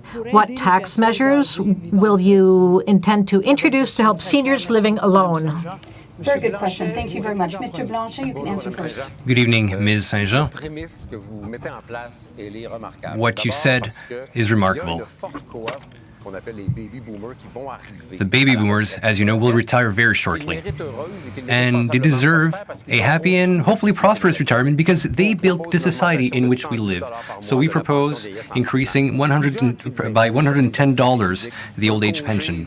And there will be various tax credits. Also, we propose that after that a spouse has died, the living spouse gets the benefits for a few months. These are various measures that are in our platform because we believe it's important. Thank you very much, Mr. Blanchet. Mr. Scheer. What is clear is that the cost of living is a very important issue in this campaign. This is the pillar of our platform. We'll make life more affordable for all Canadians, for all Quebecers. More specifically, for seniors, those who have retired, we will increase the age credit by $1,000. Many of our tax credits will also be available to you. For example, the transit tax credit. We will also eliminate GST for people who have a fixed income. That is also very important. Mr. Trudeau. Thank you, Ms. Saint-Jean, for your question. One of the first things that we did was increase the GIS for our most vulnerable seniors, often women living alone. But we know that there's more to do, and that's why we have promised to improve OAS. We'll increase it by 10% for those over 75. And if somebody loses their partner, we know that that's a very difficult moment, and that's why we are going to increase the survivors' benefit for the CPP and the QPP by up to 75%, because we know that supporting our seniors is essential in a rich and generous society like ours. Thank you, Ms. Saint-Jean. I will add, as I forgot at the beginning, that I recognize that we are here on unceded Algonquin land, Miigwech. And I will say that, yes, the Green Party is committed to increasing pension benefits, and I'm 65 years old myself. So I am in the same position, but I'm not ready to retire just yet. But I will set up a strategy for seniors, and I will also set up a minister within the federal cabinet, and that minister will have the goal of reducing the cost of living of seniors. Well, we've just seen that all the other leaders on the stage have promised you what you essentially want to hear. And the fact of the matter is that you'll see that there'll be an increase to the seniors' pension. But clearly, the country is indebted, and we are bereft of means. The only solution is to balance the budget in 2 years, and at that point, and only at that point, will we consider tax breaks. And the other leaders are behaving as if there was no deficit, and as if nothing was wrong. It's crucial that we balance the budget immediately. Were there to be a recession in the next couple of years, we have no more wiggle room left. I'm not going to make promises that I can't keep. Thank you for the question. You've raised an issue that affects a lot of people, and thank you for taking the time to explain your situation. I think it's ridiculous that seniors have to deal with this kind of challenge. People who've sacrificed a lot, they are entitled to retire with dignity. And that's why we're setting up programs to help you. We will help with pensions, and we will increase and improve services to seniors. We're talking about pharmacare, dental care. This will bring down the cost of living and help you save money. And we would also put limits on fees and charges, and that would help too. Do you feel more informed about how you're going to vote? I'm not asking you who you're going to vote for, but... Well, all of the platforms are interesting, but in 4 years, we'll see. Thank you very much. Now, moving on to our three-way debate between Mr. Singh, Ms. May, and Mr. Blanchet. None of you three have proposed tax cuts. On the contrary, you are proposing new taxes and new expensive programs. Do you not think that the middle class needs a break? I'll start with you, Mr. Singh. I think that the middle class needs help. We will never increase taxes on the middle class, on workers. The problem is that the wealthiest Canadians aren't paying their fair share. The wealthiest Canadians have a lot of money and they're not sharing it. So what we're going to do is not just nice talk like Mr. Trudeau. We're going to put a tax on the ultra-wealthy. This will give us access to $70 billion in revenues, new revenues. We've seen other governments invest in big companies, multi-billion-dollar companies, but I prefer to invest in people. I don't work for the rich, I work for you. I also work for the people in our platform is the only one in this election that has actually been costed. We have a costed platform, and we have proven where we're going to get the revenue. And Mr. Singh has said it, we're going to tax the richest of the rich, but there's also a tax on web giants like Facebook and Netflix. And we are going to find those funds because we must devote more funds to Canadians. We have to eliminate tuition. We have to invest in post-secondary education as well. We are completely committed to a pharmacare program as well. But for we know that we can do everything we can to help seniors, and we want to find the priorities that we need to focus on and find the revenue that we need to balance the budget in 5 years. A small detail. Besides Mr. Scheer and Mr. Singh, I think everybody has costed platforms, Madame May, that respect the rules as far as I'm concerned. I agree with the principle that we need to find new revenue streams, and I agree that they can't come from the same pockets. However, there are tax havens, there's tax evasion that always favor the same players. It is true that we can tax the web giants with a 3% levy. We're talking here hundreds of millions of dollars, but I think that that levy should be used to help the media and the cultural sector. So I think we can work that way, but I think we should also look at the green equalization, which will lower the expenses of the federal government. And I think we can save $400 million by having a single tax return for citizens, for companies. That was a unanimous request from the National Assembly. Of course, the Bloc will bring that question to Ottawa. And Mr. Singh said he was in agreement as long as there were no job losses. And I think we can all agree there would be no job losses with a single tax return. There's $400 million for you. I'd like to add another thing. It's a matter of revenue, but it's also a matter of choices. Over the past year, what Mr. Trudeau did was spend a lot of money, $14 billion, for the biggest companies so they could buy planes and get a seat on the Security Council. And also $5 billion to buy a pipeline, and also in corporate welfare, he said he would cut $6 billion, write off $6 billion in corporate debt. That's $25 billion that Mr. Trudeau gave away to the wealthiest corporations. What we received often as questions from the public involves growing concern about the debt and the deficit, which are increasing. So does that concern you? The deficit worries me because the Liberal government has given billions away to the wealthiest Canadians. If that money had been used to invest in Canadians, that would be quite a different matter. Platform, the budget will be balanced in 5 years, unless there's something like a recession. But I would like to add that subsidies for the oil sector have increased over the last 4 years.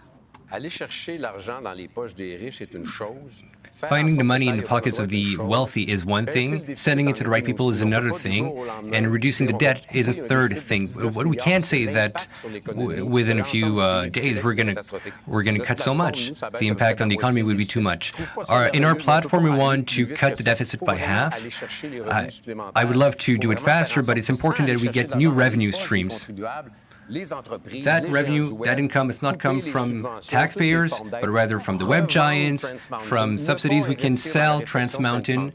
We should not invest any more in Trans Mountain. That's how we can find a lot of money. Now we're going to move on to our second three-way debate on the economy. Mr. Bernier, Mr. Trudeau, and Mr. Scheer. Mr. Trudeau, you have no plan to return to a balanced budget. Mr. Bernier, you want to cut lively. You said it earlier. Mr. Scheer, we still haven't seen your costed platform, your figures. Where are you going to cut things? First of all, I made a very clear commitment. We will balance the budget in 5 years. All of our announcements were sent to the parliamentary budget officer for his calculations, contrary to Mr. Trudeau, who put forward a platform that was simply written on the corner of the napkin. But that's over 50% of his ridiculous, Mr. Scheer. We presented a real plan. Where are your numbers, full plan, a full costed plan. It was approved in part by the parliamentary budget officer. But the reality is that we are so ambitious with our investments and our middle-class tax cuts. Mr. Scheer, unlike you, are promising a tax cut of $50,000 for multimillionaires. You have a universal tax cut which helps families who make $400,000 a year more than families who make $40,000 a year. Let's talk about that. Mr. Scheer, finish up, and then it'll be Mr. That's a lie. You lied when the Globe and Mail published the story. You lied when you said that Jody Wilson labeled Mr. Scheer, and you are lying today. We lowered taxes for the middle class, and we increased them for the richest Canadians, and you voted against for 80% of Canadians in the middle class, Mr. Trudeau. Started off well, but speak one at a time, please. Mr. Bernier. Well, if I look around me here, the party leaders, they all say they're going to balance the budget, but in 5 years' time, and they're asking for a term in office of 4 years, so no one will end up balancing the budget. And Mr. Scheer is talking about adding billions of dollars to the debt. Mr. Trudeau's going to follow suit. It's irresponsible. Our national credit card is full and overflowing. It's brimming. So the only thing is to stop corporate welfare, put an end to subsidies to corporations, and if we want to kickstart the economy, we have to put money back in the pockets of business people in Beauce, across Canada, and we're going to do this because we're going to find the money to balance the budget within 2 years. This is a conservative argument. We've heard it many times. We heard that for 10 years under Mr. Harper, and you were both part of that party. We saw cuts. We saw tax cuts for the richest Canadians. We saw underinvestment in infrastructure, in seniors, in our young people, and they didn't deliver economic growth. Over the last 4 years, we have invested in the middle class. We have seen 1 million new jobs created. We have seen the lowest unemployment rate in the history of this country, and we've lifted 900,000 people out of poverty. Too many lies in this discourse. I don't even have time to answer to all of them. People with the lowest revenue levels benefited from our plan. Trudeau's excuse was to invest in infrastructure, and the parliamentary budget officer clearly stated that there was no plan. We have the worst of both worlds. We have large deficits and no plan to help infrastructure, and the cost of these deficits keep on increasing. More and more of taxpayers' money is being paid for simple interest. Listen, Mr. Scheer is telling you that there have been no investments in infrastructure, but people can go out and look in their cities, in their communities, and see the investments in infrastructure that we have made. Investments in social housing, investments that we have chosen to make because the Conservatives under Mr. Harper underinvested, and we made the choice of investing in a reasonable way in our future, and it's working. Yes, but at the same time, you're running a deficit, and you have to pay back the interest on the debt. We're talking about $26 billion per year. We have no wiggle room left, no leeway left. And many economists are saying we're on the verge of a recession in a couple of years. And if that's the case, it's going to be a disaster in terms of social programs. We need an accountable, responsible system, tax system. You just create the way it's exactly that. By making investments in people, in workers, in families, that creates resiliency in families and communities. We don't need to create a big pot of money for when we need it. We need to make those investments in people so that they can be strong, so that they can resist in difficult times. And I completely disagree with you. I completely disagree.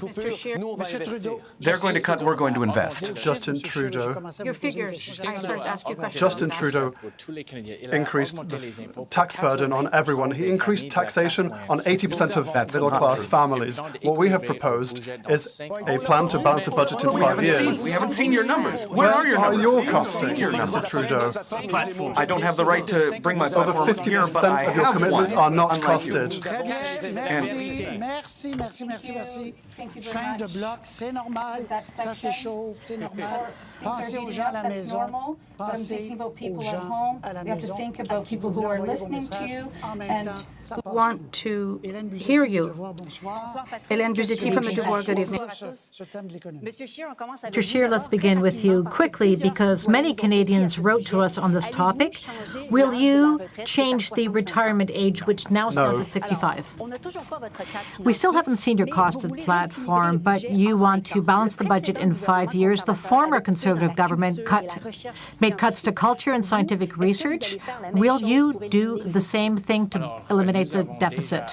We have already announced places where we will be able to find savings for Canadians. We will protect culture, we will protect investments in technology and in research. We will eliminate $1.5 billion in corporate subsidies, and we will cut foreign assistance by 25%. We will keep the money here in Canada until we can make people's life more affordable. We will reduce taxes. We'll reintroduce a sports tax What about the census? Will that stay? Yes. Next question, Mr. Bernier. You promised to get rid of supply management in agriculture. People are increasingly talking about buying and eating local. So what would you say to consumers who fear their grocery stores will be flooded by U.S. dairy and chicken products? Well, first and foremost, they'll have the freedom to choose.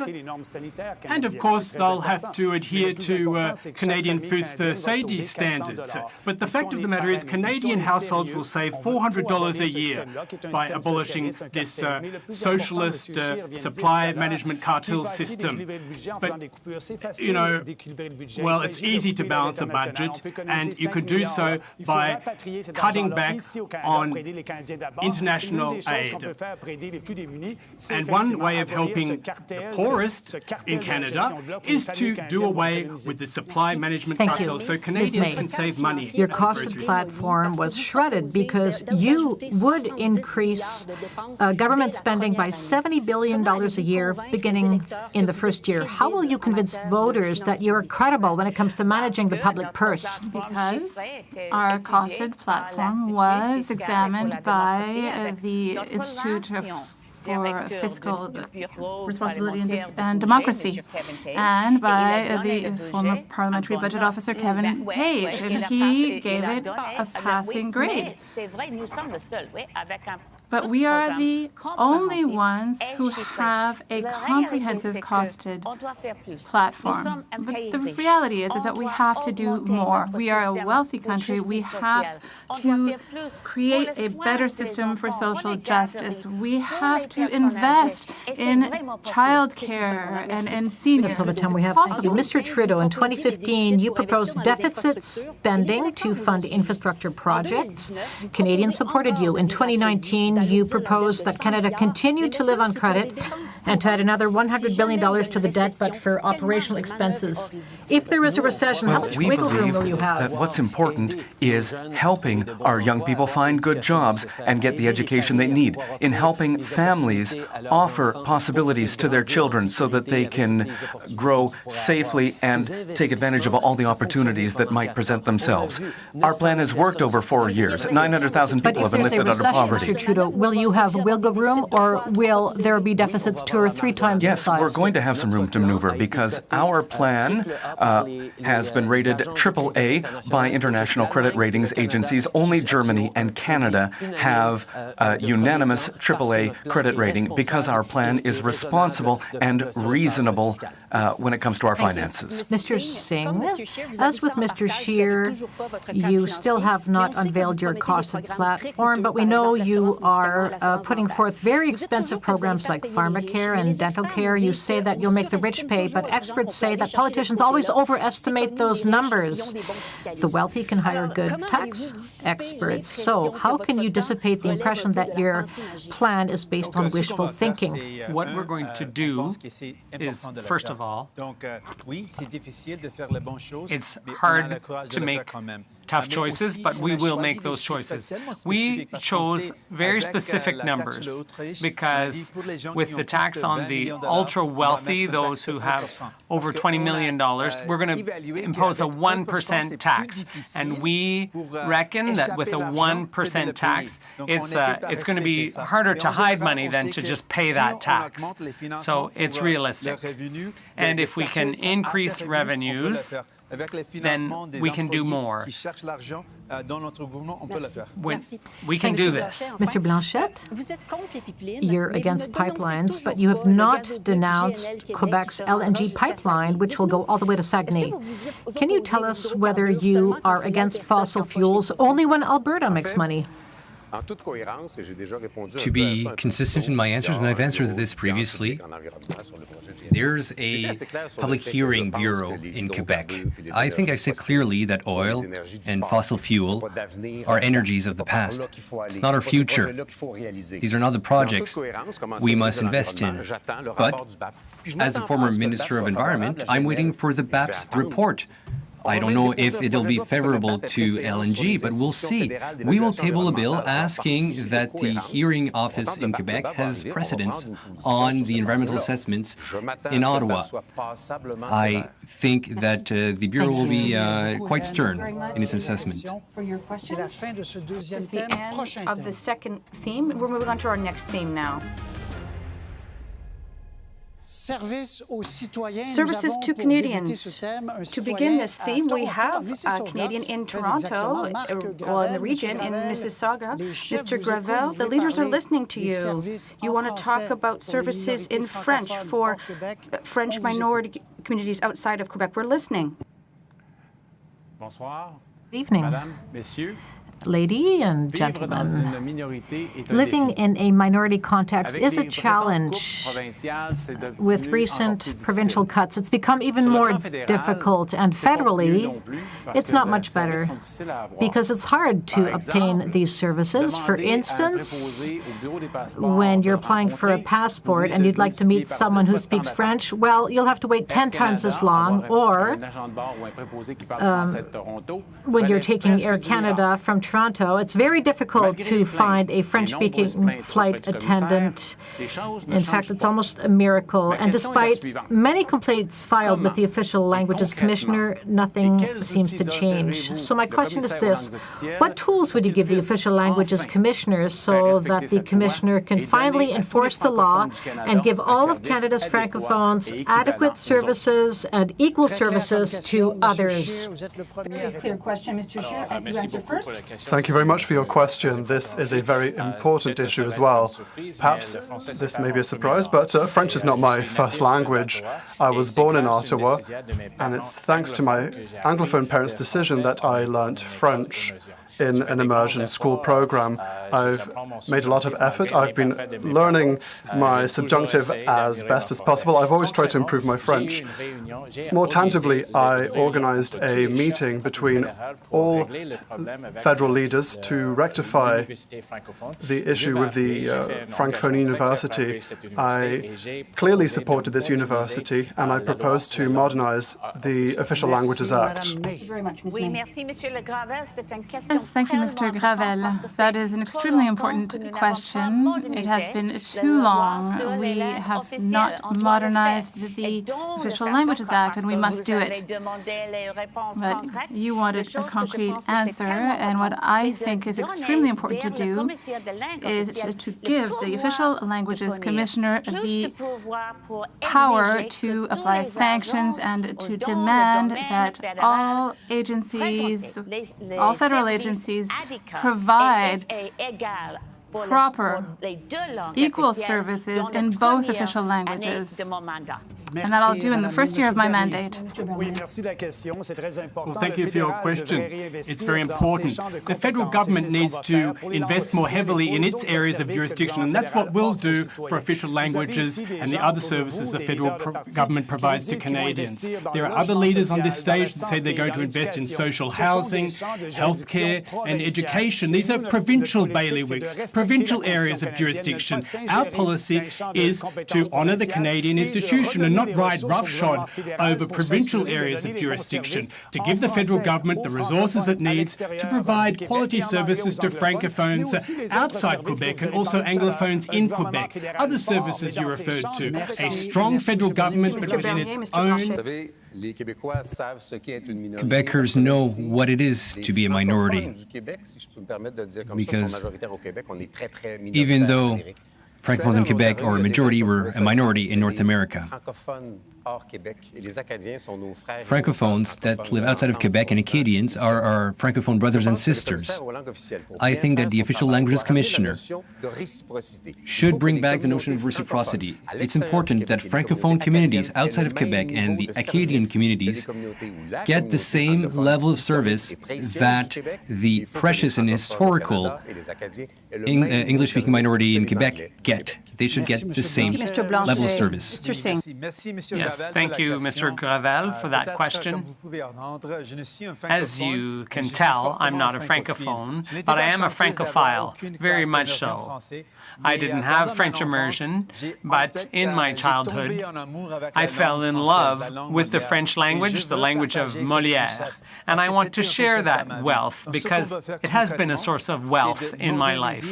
What we want to do in concrete terms is modernize the Official Languages Act, better fund services in French, because there are things that can be done, but it's a matter of courage and political will, and we have that courage and that will because it's so important. Thank you, Mr. Gravel, for your question.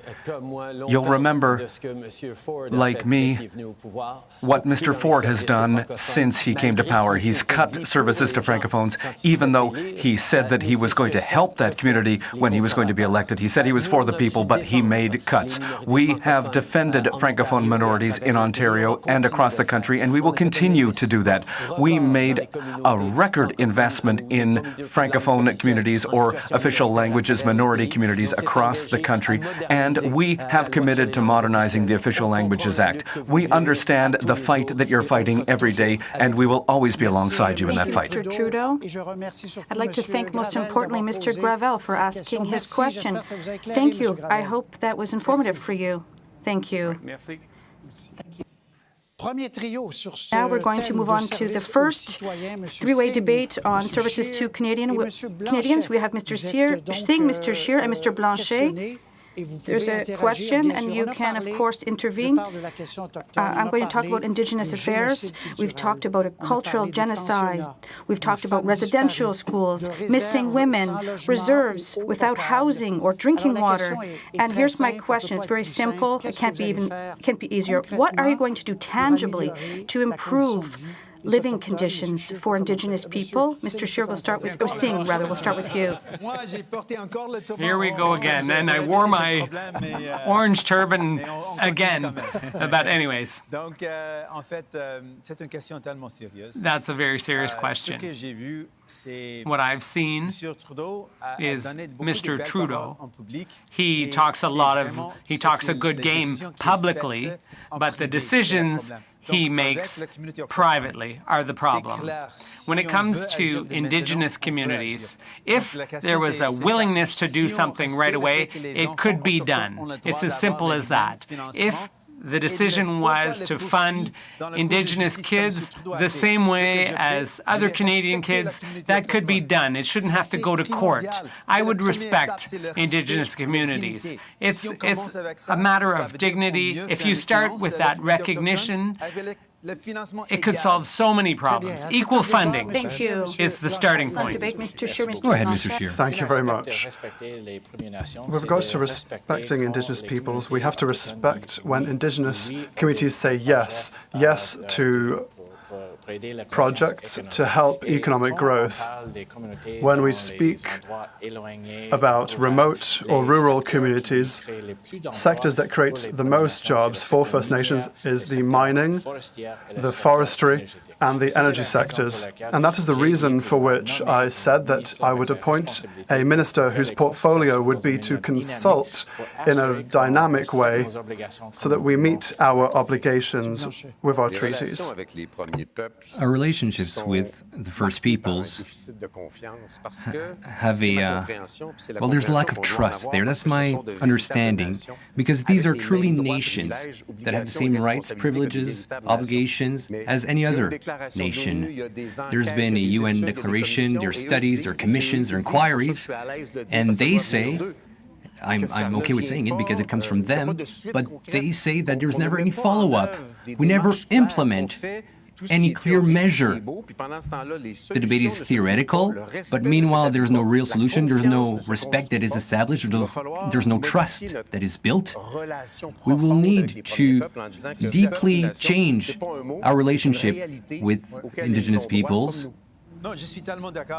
I fully agree with what Mr. Blanchet just said. And in fact, if we're going to talk about respect, I visited Grassy Narrows, and they have a mercury poisoning problem there. But Mr. Trudeau, at a private event, made fun of someone who was an advocate, saying that their water was poisoned. What are you going to do about it? And he said, thanks for your donation. It's incomprehensible how someone could do that. If you had visited that community and seen the impact of that poisoning on people's bodies, how people are trembling because of that intoxication, that poisoning, I have no words for it. It's incredible.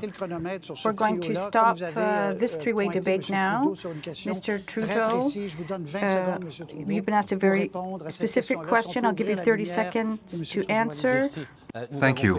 We have made huge investments in Indigenous communities across the country, and with the community of Grassy Narrows, we are working with them to approve a treatment center, and we will make sure that the funding is in place for that treatment center. We'll talk about Indigenous issues in your debate. This is a bit shocking. We're able to find billions of dollars in order to buy a pipeline, but after years and years and years, we don't have enough money so that Indigenous communities have clean water. We should have respect and dignity for peoples that are peoples as much as we are. Please. That almost all the parties, one after the other, have noted that it's very difficult to make improvements concretely. Mr. Scheer. This is a challenge. It is essential for us to have a government that meets its responsibilities in a serious way. That is my commitment to First Nations. We will make sure that not only are there investments, we want there to also be a new system to make sure that investments work. It's not just a question of money. It's a question of re-establishing the dynamics in our departments and agencies. I've asked First Nations statutes to be modernized so that they can benefit from natural resources on reserve. The problem, natural resources are the key, in your opinion? The key to this problem is that conservative and liberal governments have chosen to neglect Indigenous communities. They had the opportunity to do something if they wanted to. When they have a chance to do something for the oil patch, they jump on the chance to buy a pipeline 2 seconds. at a huge cost. If you're going to do something, do it alongside First Nations. Do not impose it top-down. They have the right to be part of decision-making. That's the end of that three-way debate. We're going to move on to the theme of Indigenous peoples. Mr. Trudeau, this is very recent. Last Thursday, you appealed a judgment that ordered the government to pay $40,000 to Indigenous children that were given to child protection. Were you not supposed to be the champion of reconciliation? And we are, and we continue to champion reconciliation. We agree with the court that we absolutely have to compensate those children, and we're going to do that. We're going to work with them to establish the right level of compensation. But we have made concrete investments over the last 4 years. We were able to get rid of 87 long-term boil water advisories after 10 years where Mr. Harper did nothing. We've created new schools. We have made new investments in partnership with Indigenous peoples. But we understand that we need to continue to move forward. There's still a lot to do, but Chief Perry Bellegarde of the Assembly of First Nations has recognized that no government has done more for Indigenous peoples than we have. Yes. Well, Mr. Trudeau, that's not true, because the Human Rights Tribunal has a ruling, and the lawyers for your government contested the results. It's not true what you said about being comfortable with the decision. The lawyers of the federal government are trying to overturn the ruling in favor of Indigenous children. It's a scandal. With the court that we must compensate these children. Listen, there are still problems. I'm trying to understand, why do you appeal the decision? Because the timeline of doing it by December doesn't work with the elections that we're in right now. Yes, but we are going to compensate those children, but it's going to take a bit of time to do it the right way. I worked as a lawyer. Oh, I'm sorry. Even today, not all reservations have running water, drinking water. It's not a question of money. The federal government has spent billions on public relations with Indigenous communities. The status quo just doesn't work. It's been years that we've been talking about building better relationships with Indigenous peoples, and that's true. But we need to start by abolishing the Indian Act. There needs to be greater autonomy on reservations. There needs to be a property rights on reservation, and there needs to be wealth creation on reservations. There needs to be pipelines built in collaboration with the First Nations so money can flow back to these Indigenous communities. I agree that we have to get past the Indian Act, but it's up to the Indigenous peoples to decide how that's going to happen. There are several communities who have already done that, and we are working with all communities to allow them to do that, but at their speed and respecting their priorities. I'd like to ask you to look at a question on culture now. We only brushed over it earlier. Some of you and Mr. Trudeau, it took you a long time, but you did make it a part of your commitments to impose a tax on web giants. Would you commit to giving this money back to the artists who produce the content and who only receive That's exactly your proposal. crumbs? They only receive the crumbs. Mr. Trudeau, We are going to do more than just investing that money in culture. Listen. This is our proposal. 3% levy, not a tax, a levy, because these giant companies exploit content that is not theirs. So that would be hundreds of millions of dollars for entertainment. Yes, of course, yes, it would be for the artists. So 40% of it would go to the francophone sector, as we see in the music industry. Are we allowed to answer in long sentences? I would have said a lot more. A tax on web giants that make a lot of money off of our economy, and we will make sure that this money will be used to help our programs. We'll create a new administration for digital media. There are many people who create content, but they do not see any revenue because web giants take all the money. Well, the current system is unfair. These big web giants don't pay the HST. They should pay the HST just like anyone else. This is a federal area of jurisdiction. After we balance the budget, of course we'll reinvest. Yes, it's a source of revenue. for exactly what you propose, to help artists to give that revenue to our cultural community. But I want to add just one thing, because I've worked as a lawyer, and it's not true what the Prime Minister said, that the Human Rights Tribunal is, that he agrees with what it said. It's up to the government to do more. The problem is that Mr. Trudeau swings to the left during the campaign, but then once he's in office, he swings back to the right. Yes, the internet giants need to be taxed, and we have to reinvest in culture. Yes. Great. Thank you very much. I think this was very informative for people who are watching us. Now I'm going to turn to Patricia Cloutier. Evening. Going to ask the rapid-fire questions. We're going to speed things up. Very interesting questions. Go ahead. I'm expecting 15-second answers. Millions of Canadians have been victims in the last few months. Victims of theft of their personal information. Are you willing to follow Great Britain's example and penalize the companies where there has been a data breach, Mr. Singh? The banks are responsible for protecting their customers' privacy, and when situations like this occur with the banks where there's a breach of privacy, it's the banks who are responsible, and there have to be repercussions. Thank you, Mr. Trudeau. Yes.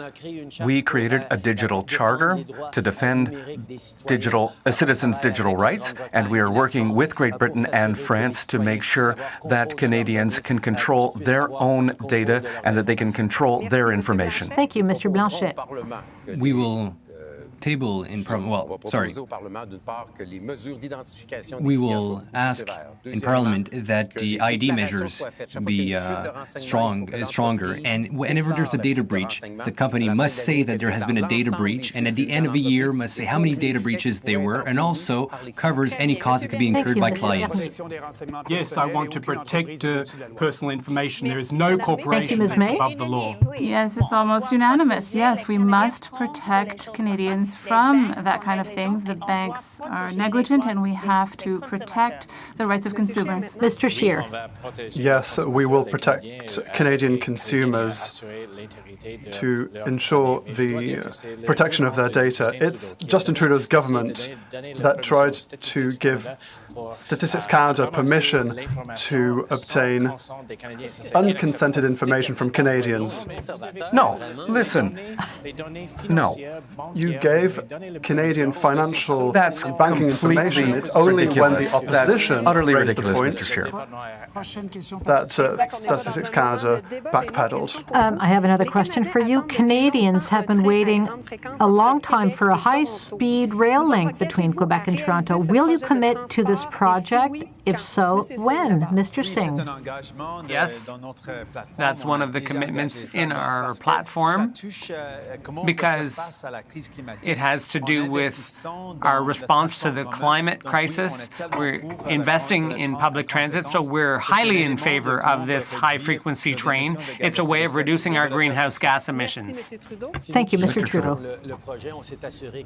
We are making sure that this project is going to go through Trois-Rivières, that it's going to get to Quebec City. There's still a lot of work to do on it, but we are a government that has chosen to invest in infrastructure, unlike the Conservative government and unlike Conservative provinces that don't want to invest in infrastructure. That train is the Sasquatch. It's a Yeti. We always speak about it. We never see it. The Liberals promised it in 2015. I remember Mr. Champagne said that it would even have a stop in Shawinigan. And what did they say this year? Well, maybe we'll do a study because we're not really sure. I don't think that the train is going to depart anytime soon. Mr. Bernier. Everyone promised investments with money that we quite simply don't have. We don't have this money. And we need to point that out. First, we have to balance the budget. We're not going to buy people's votes. That's not how we're going to start. That's irresponsible, spending billions of dollars when we have so much else to do. Thank you, Ms. Starting by balancing the budget. Thank you, Ms. Cloutier. Absolutely. In our plan, Mission Possible, we wanted to set up a public transit system from coast to coast to coast, and particularly between Toronto and Quebec, and also between Edmonton and Calgary.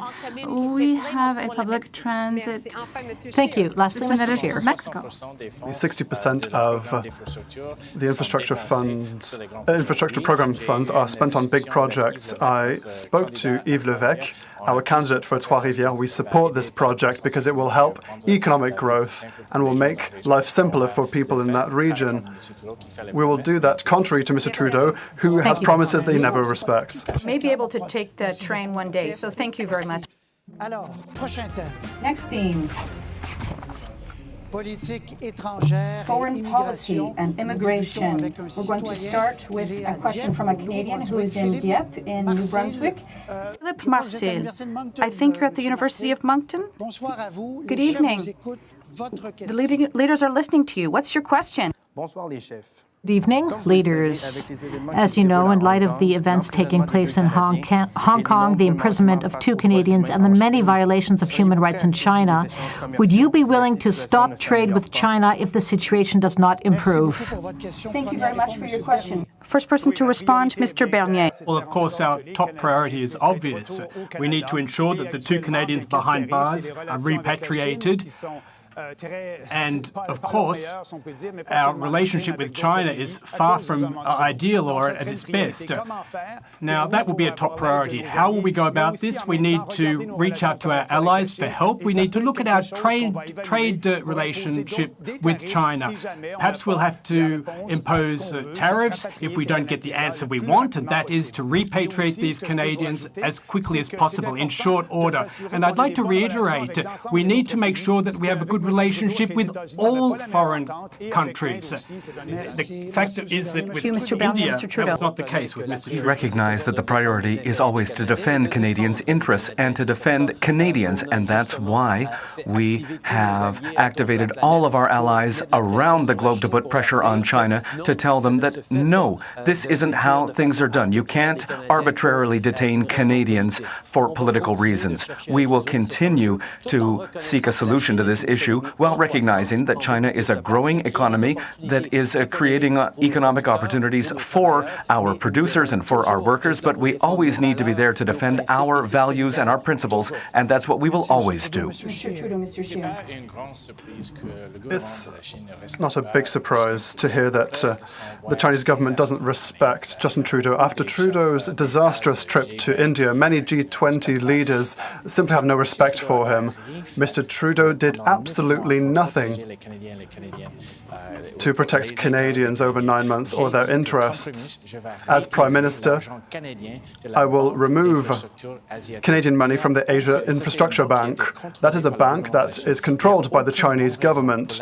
There is no good reason for taxpayers' money to be sent to build bridges and roads in other countries, and that supports China's foreign policy. Go back to that. Yes, the priority is the Canadians who are currently in such a difficult situation. Action has to be taken immediately to help them. That's essential. And yes, on the question of relations with China, we have to be strong. We have to show that we defend human rights. What's going on in Hong Kong, it's very worrisome what's happening there. But with Mr. Trudeau, once again, he swings to the left during the campaign, says a lot of nice things, but then once he's in office, he swings back to the right. Why are arms still being sold to Saudi Arabia? Yes, thank you, and thank you, Philippe Marcel. There is an elephant in the room, and it is the agreement that Mr. Harper agreed to with China. And it's the last parliament. It was never debated. It wasn't voted on. It was a huge agreement with investors in China that gave rights to Chinese companies to charge Canada when we have regulations or legislation that China doesn't like. So we're talking about legislation to protect the environment.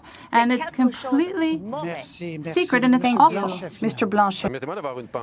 First, I have a thought for all the farmers in the region of Belleuil-Chambly that are hindered by supply management because bad negotiations cost them a share of market share rather. Now, the federal government decided to go to have an argument with China. The thing is that we can't always have disputes with these giant and these important countries.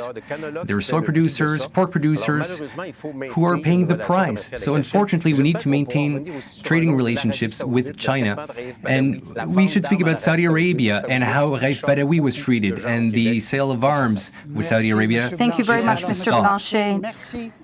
Thank you very much, Mr. Marcil, for your question, and we're going to continue on with this theme, and we're going to discuss China further and this diplomatic crisis. For 10 months now, as we've mentioned, there are 2 Canadians that have been imprisoned in China in retaliation for the arrest of Meng Wanzhou, the CFO of Huawei. Mr. Scheer, you want to make the tone with China tougher, and you want and impose customs on Chinese products? Are you proposing the Trump method? Not at all. This contrasts Justin Trudeau's idleness. During this crisis, Justin Trudeau did nothing. It took him 9 months to appoint a new ambassador.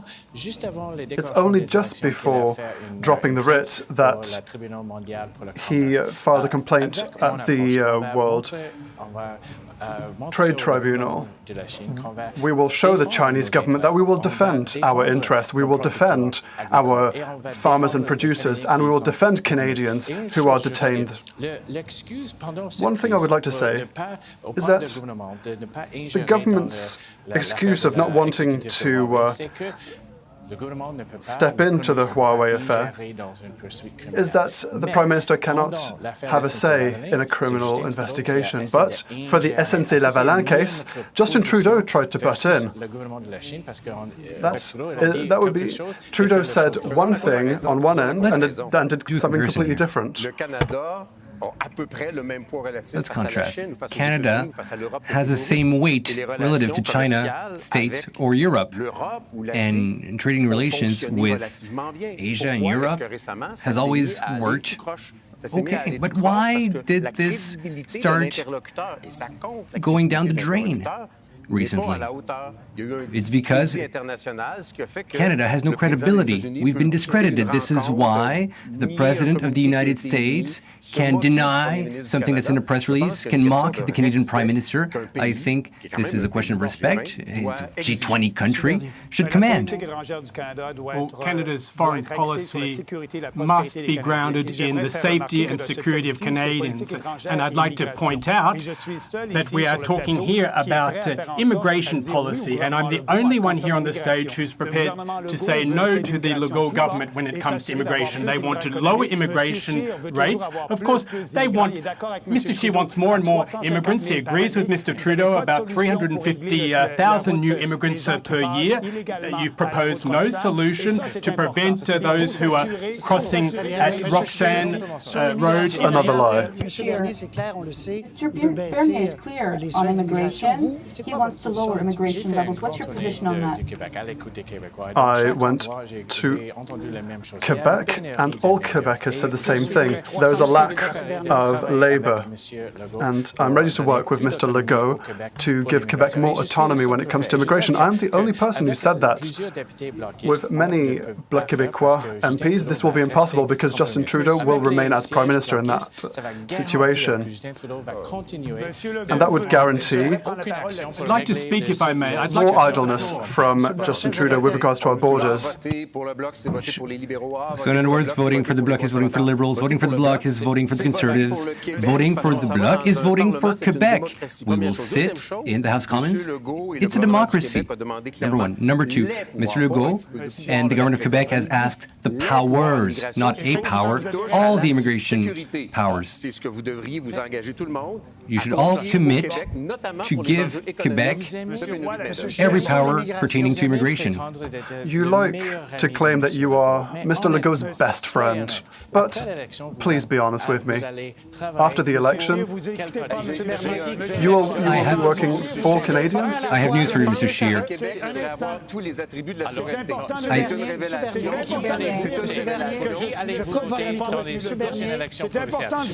Who will you vote for at the next provincial elections? If I can say so politely, I mean, are you going to be best friends with Legault? Be honest with Canadians. The Bloc will you work with the Parti québécois provincially? The National Assembly. Here is the best example of cacophony. I know. And we have 48 seconds left. Too bad for you. I have 48 seconds. No, you only have 20 seconds, Mr. Bernier. I don't think you're being fair with your speaking time. The fact is that Mr. Scheer doesn't agree with Mr. Legault. He wants interviews with each immigrant so that there's a test to ensure that they share our Canadian values. And the whole Roxanne Road issue, where you haven't tried to fix that. If we want more economic immigrants, we need to help the real refugees, Thank you, those Mr. true Bernier. refugees. Mr. Scheer, 10 seconds. Mr. Blanchet, 10 seconds. I will focus on refugees that flee natural disasters and civil wars, not those that come from New York State. And I will fix that.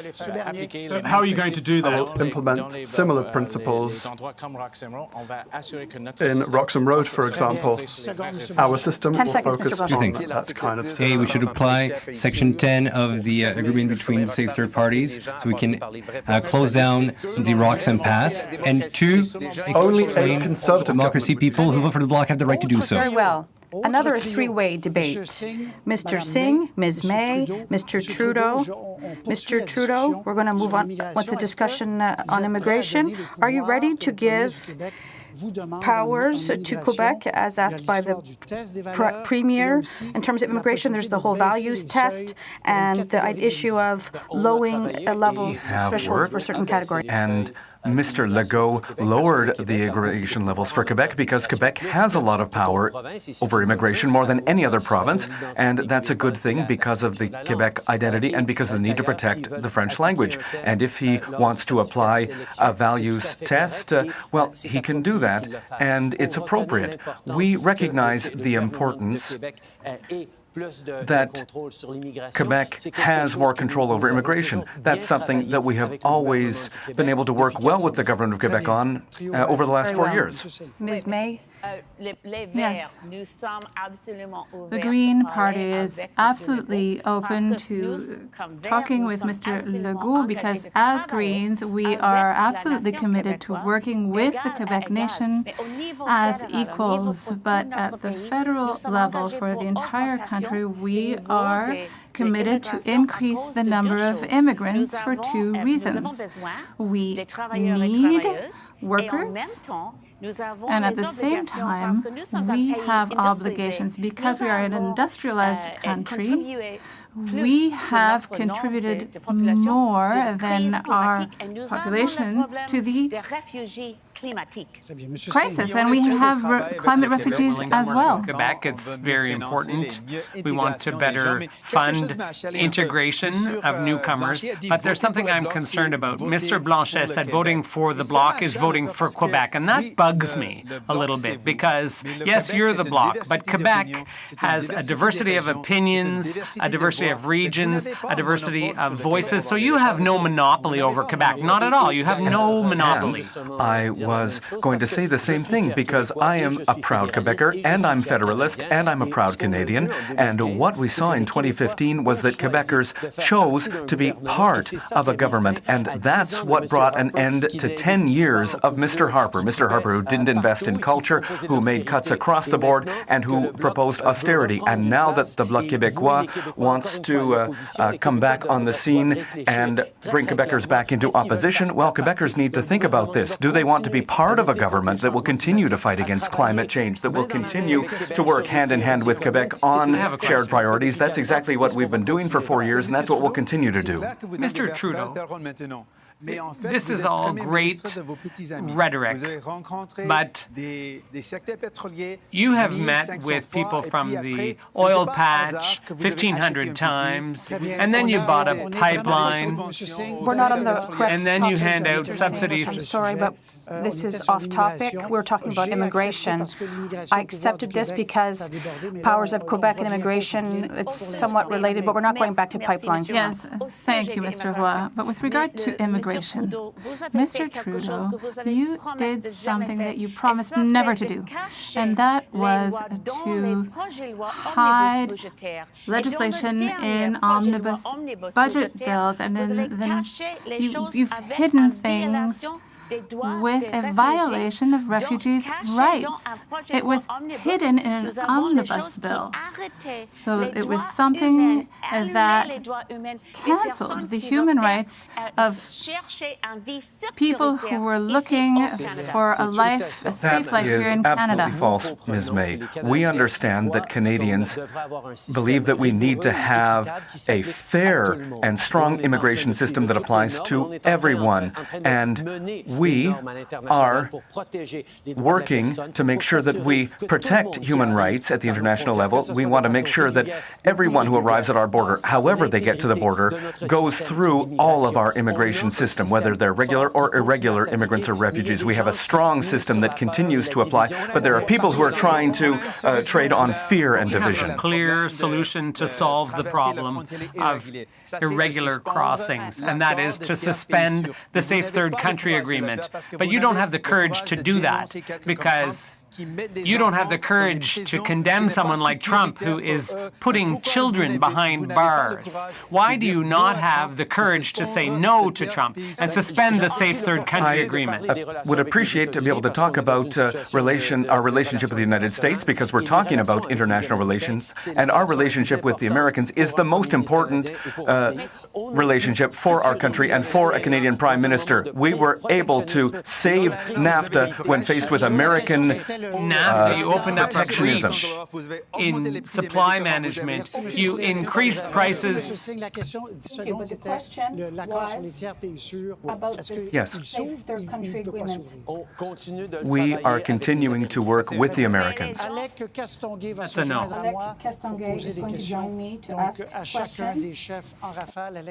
Rapid-fire questions to each of the leaders. You from the Actualité. Good evening. Gentlemen, good evening, Ms. May. First question for Mr. Trudeau.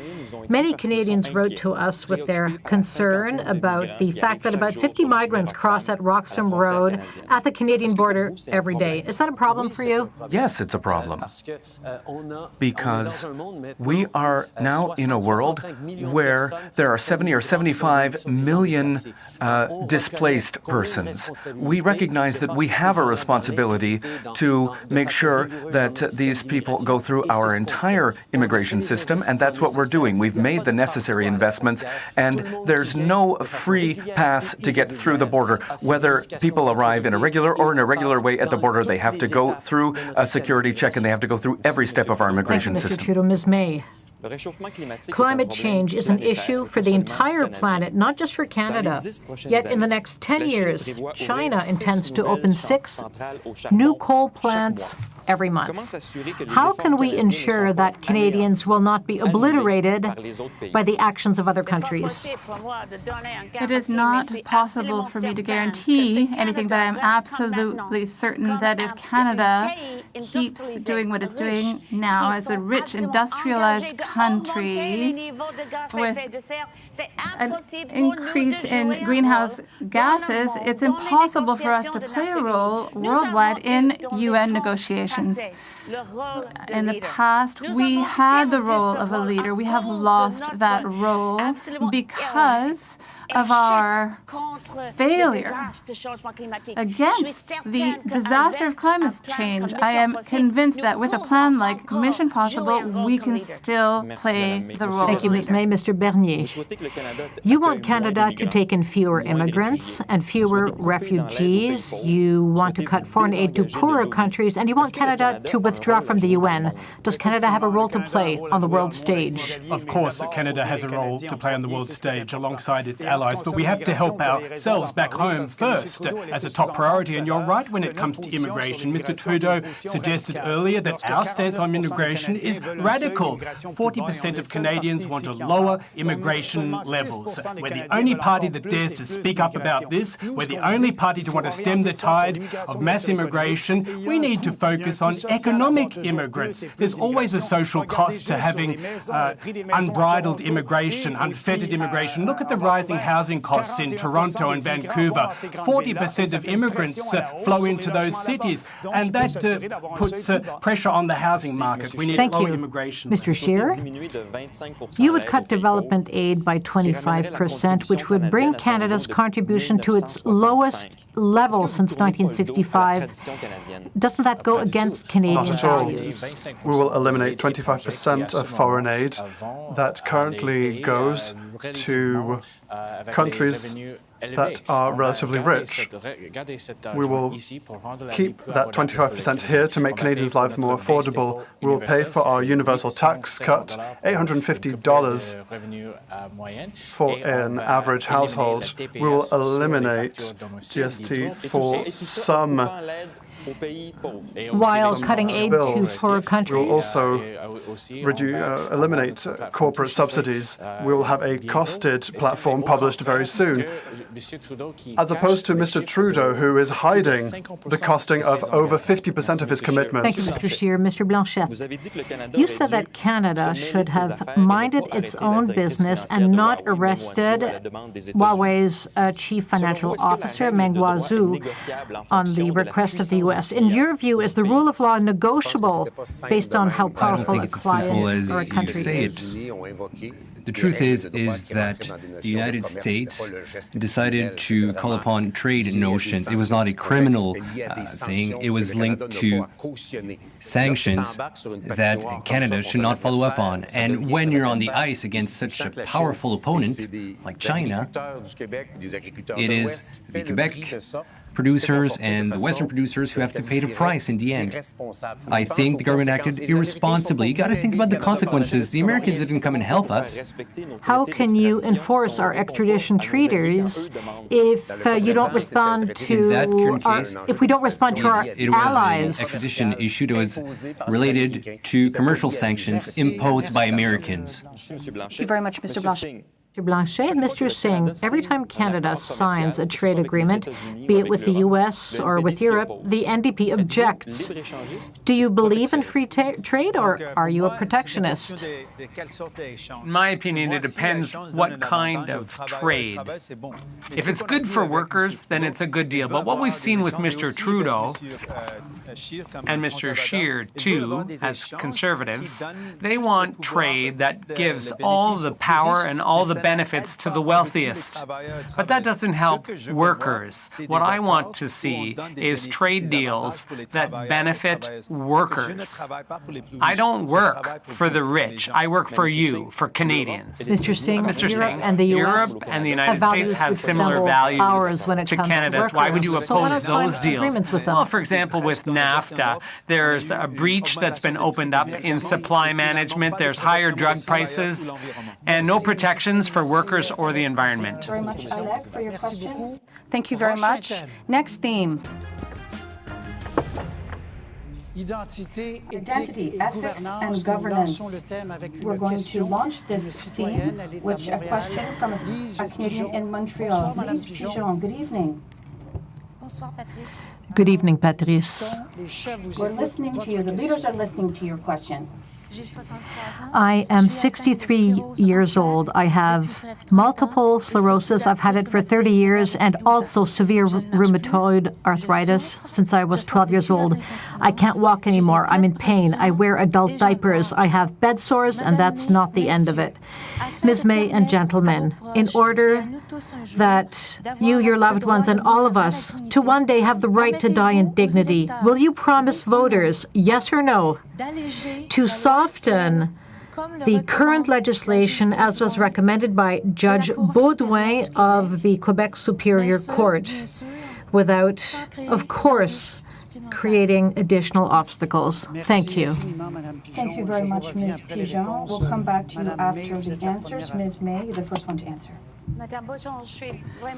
Ms. Pigeon, I am truly touched by your situation, and I offer you my sympathies, and I offer you a commitment, because we have to change that legislation. I have made efforts in Parliament when we studied the bill to allow the right to die with dignity and to give people the right to choose the time to die with dignity. And I will do the same thing in the next Parliament. Thank you, Ms. May. Mr. Singh. My answer is yes. Thank you so much for having the courage to ask such a difficult question and for sharing your difficult story. That takes a lot of courage, and I'd like to thank you for that, Ms. Pigeon. Clearly, with the Quebec court decision, the options are too limited, and dignity is being denied. What I would do is remove the restrictions. It's too limited. I want to give you more autonomy, more power to die with dignity. It's a difficult decision, but you have to have access to that important right. So yes, I agree, it can be done. The answer is obviously yes. This is a new phenomenon. This is a law, a philosophy that is new, both in Quebec and Canada. I want to congratulate you, as well as those who went before the courts, because you started to own this issue. And you said, we want to participate and we want to help decide how this will apply. I believe that governments must clearly commit into respecting this judgment. Of course, we can work on improving these laws, but yes, that ruling should be respected. Thank you, Ms. Pigeon, for your question and for your courage in being here with us this evening.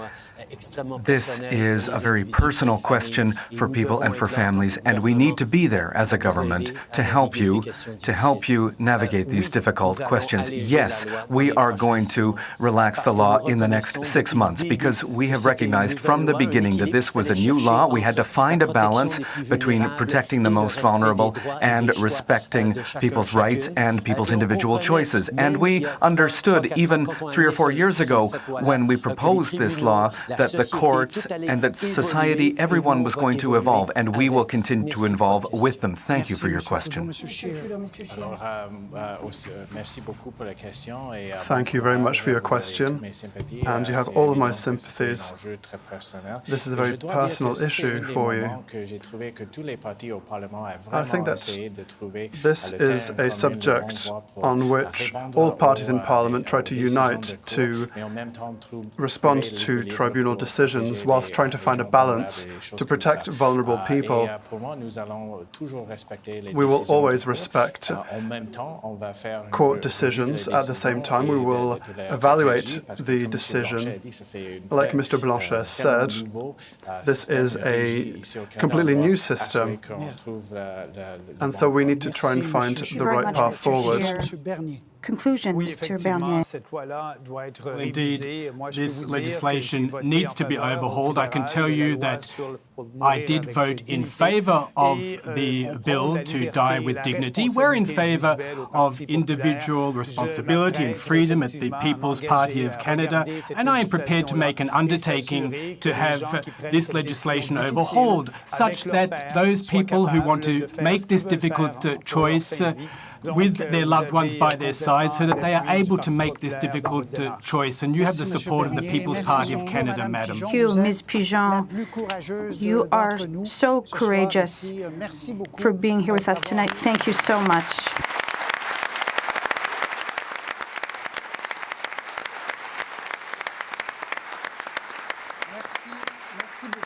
Thank you very much for being so brave, for coming here this evening. I know it wasn't easy, but this was an important debate, and things are going to advance. Thank you very much. Have a good evening. Thank you.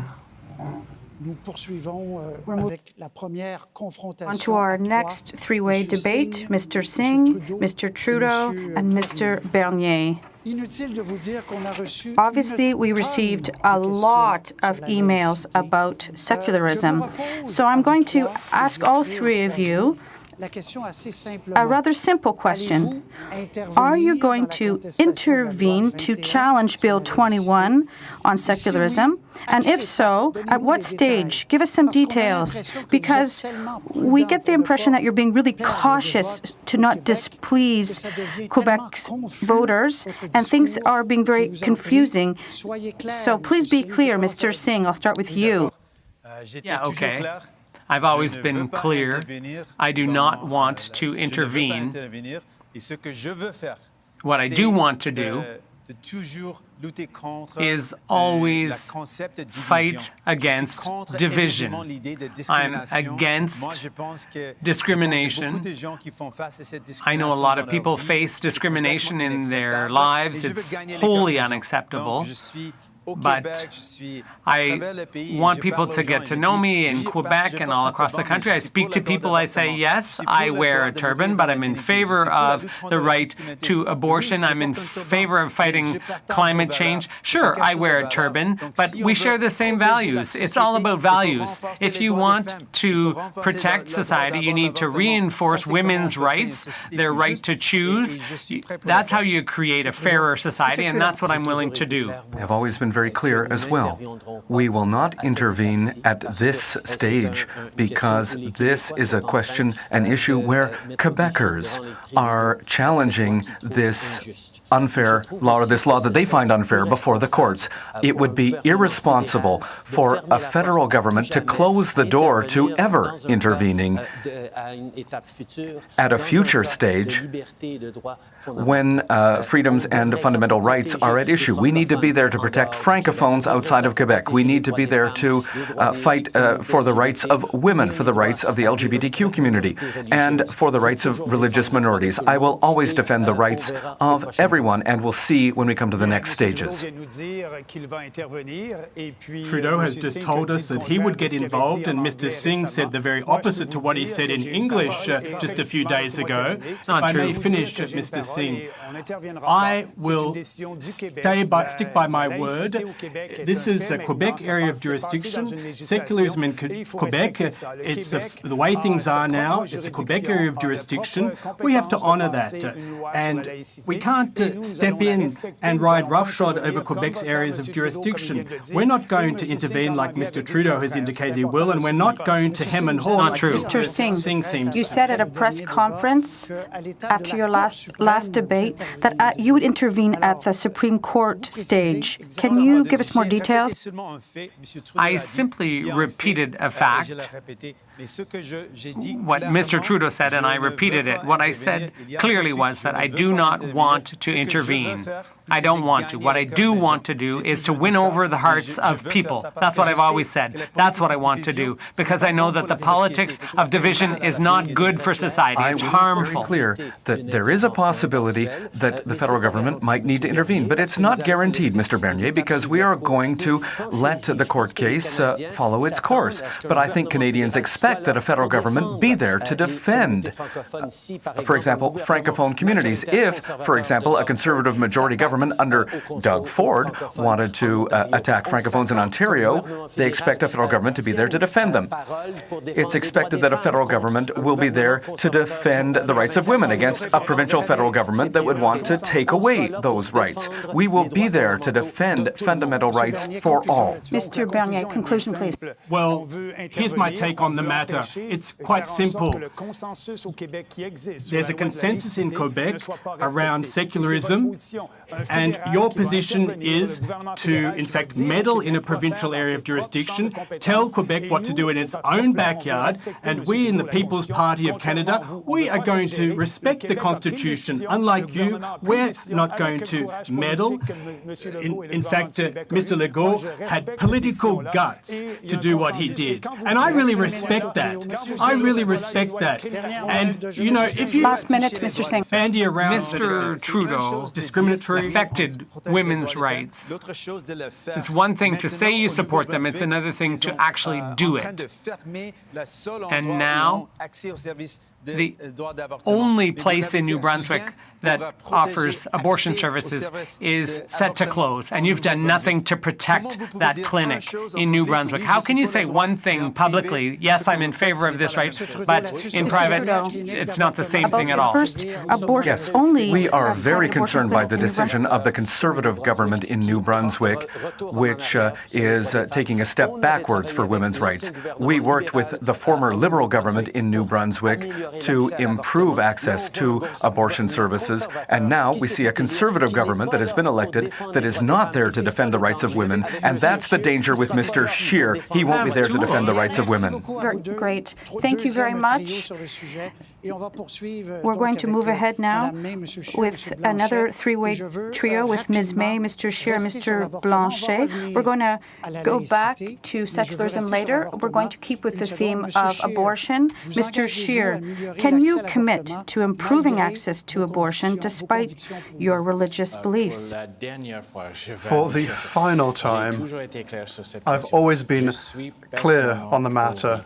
I am personally pro-life, but we will not change access to abortion or our laws. It didn't change under the previous Liberal or Conservative governments. It will not change with my next government. I go back to secularism now. I have a question for you. Go ahead, please. So I'm going to go back to the three-way debate. If the Supreme Court were to overturn the Quebec secularism law, part of it or all of it, in your opinion, would this revive the sovereignist option?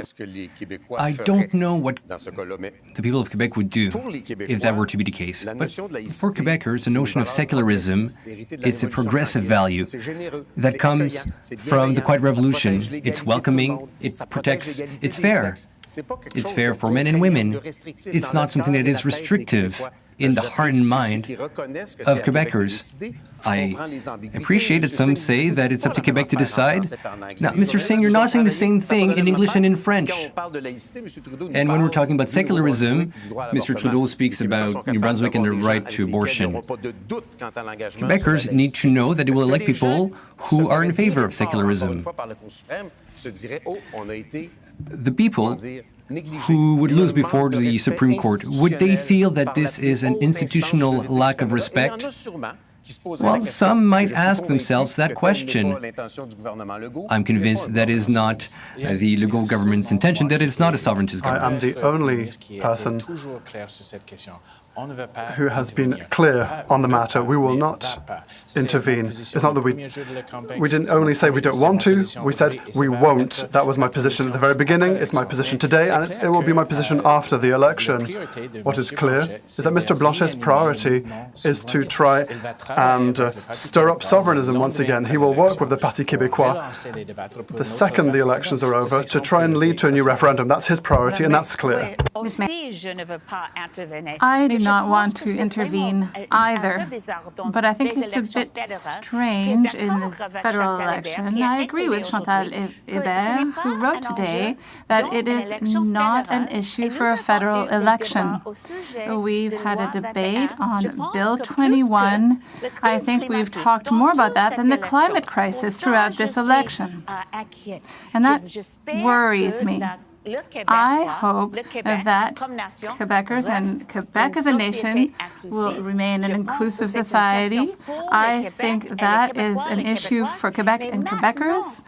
But right now, please, we have to talk about what's going to happen in the north of Canada, in the Arctic, people in the Atlantic region. What about farmers? That we haven't talked about it in the debates. If we could just talk about this for a couple of seconds. Mr. Trudeau said something so strange. We're talking about Law 21, Bill 21, but he is obsessed with Ontario politics and provincial politics. He even put a hypothetical threat to justify his position, his incoherent position on this matter. But he's not the only one who thinks about bizarre things, because you've just said something bizarre yourself. You are the one who I'm not Justin Trudeau. Justin Trudeau. Let me speak for a few seconds here. You are saying that the Legault government is basically a pawn of a bloc strategy, and then we're going to work alongside. Like to it doesn't make any sense. These kind of things. You Last claim time I being checked, best friend. October 21st is not the day of a referendum. It's a federal election. When Quebecers will say, do not send to Ottawa people what who I will said do is that you claim being Mr. Legault's best friend. I've never said You're that. hiding your true intentions so that you can foment some more sovereignism in Quebec. You're on the right way to help us achieve sovereignty. My policy is to improve the quality of life of all Canadians, to reduce taxes and to make life more affordable. That is my priority. Stop squabbling, please. I would like to speak a bit, please. Go ahead. Yes. So with regard to Bill 21, I think that all of the leaders have a problem because everyone is saying that at the federal level, except Mr. Bernier, that we're against the bill, but at the same time, we have to respect Quebec and court decisions. We have to wait to see what happens with the challenge that's ongoing in Quebec. Ms. May, we've let you speak. A question, rapid-fire question. There was a lot of talk in recent months in Canada in politics. I'll ask you all the same question. Would you like to see a remediation agreement for SNC-Lavalin so that it or any company is not found guilty of corruption and not banned from bidding on government contracts for 10 years? Mr. We are the only party, I'm the only leader who said back then that no corporation is above the law, no company is above the law, nor should it be. Now, Mr. Trudeau's government has in fact put a clause in Canadian legislation that provides a way out for corrupt companies. I am adamant that I'm against that. All companies must be treated equally, be on an equal footing. And if they're not treated in that manner, well, Canadians will lose faith in our legal system, in our justice system. It has to be across the board. It's so hard to say this, but this is the only time I will agree with Mr. Bernier in my life. But in this case, yes. We have to have a debate This here. will be the last time. But yes, clearly, what happened was Mr. Trudeau tried to help his CEO cronies, not workers. What this Prime Minister does is help out his buddies, his cronies. When they call, he says, I'll do whatever you want. But I am in favor of people. I work for people. I work for workers. That's what I'm here for. We want a system that is fair. Mr. Trudeau. Almost all of our allies in Europe and around the world have a deferred prosecution agreement system which allows a company to pay penalties to change its behavior without punishing the workers who had nothing to do with the decisions that were taken by the upper management. This is a way to protect workers when there is corporate malfeasance. It's a system that works around the world, but the decision as to whether or not this will be given to a company here in Canada belongs to the Attorney General and Justice Minister, and we will respect that decision when it will be taken. Mr. Blanchet. There's a lot of things that should be repaired in the remediation agreement. Mr. Trudeau should have done things differently, but he's right.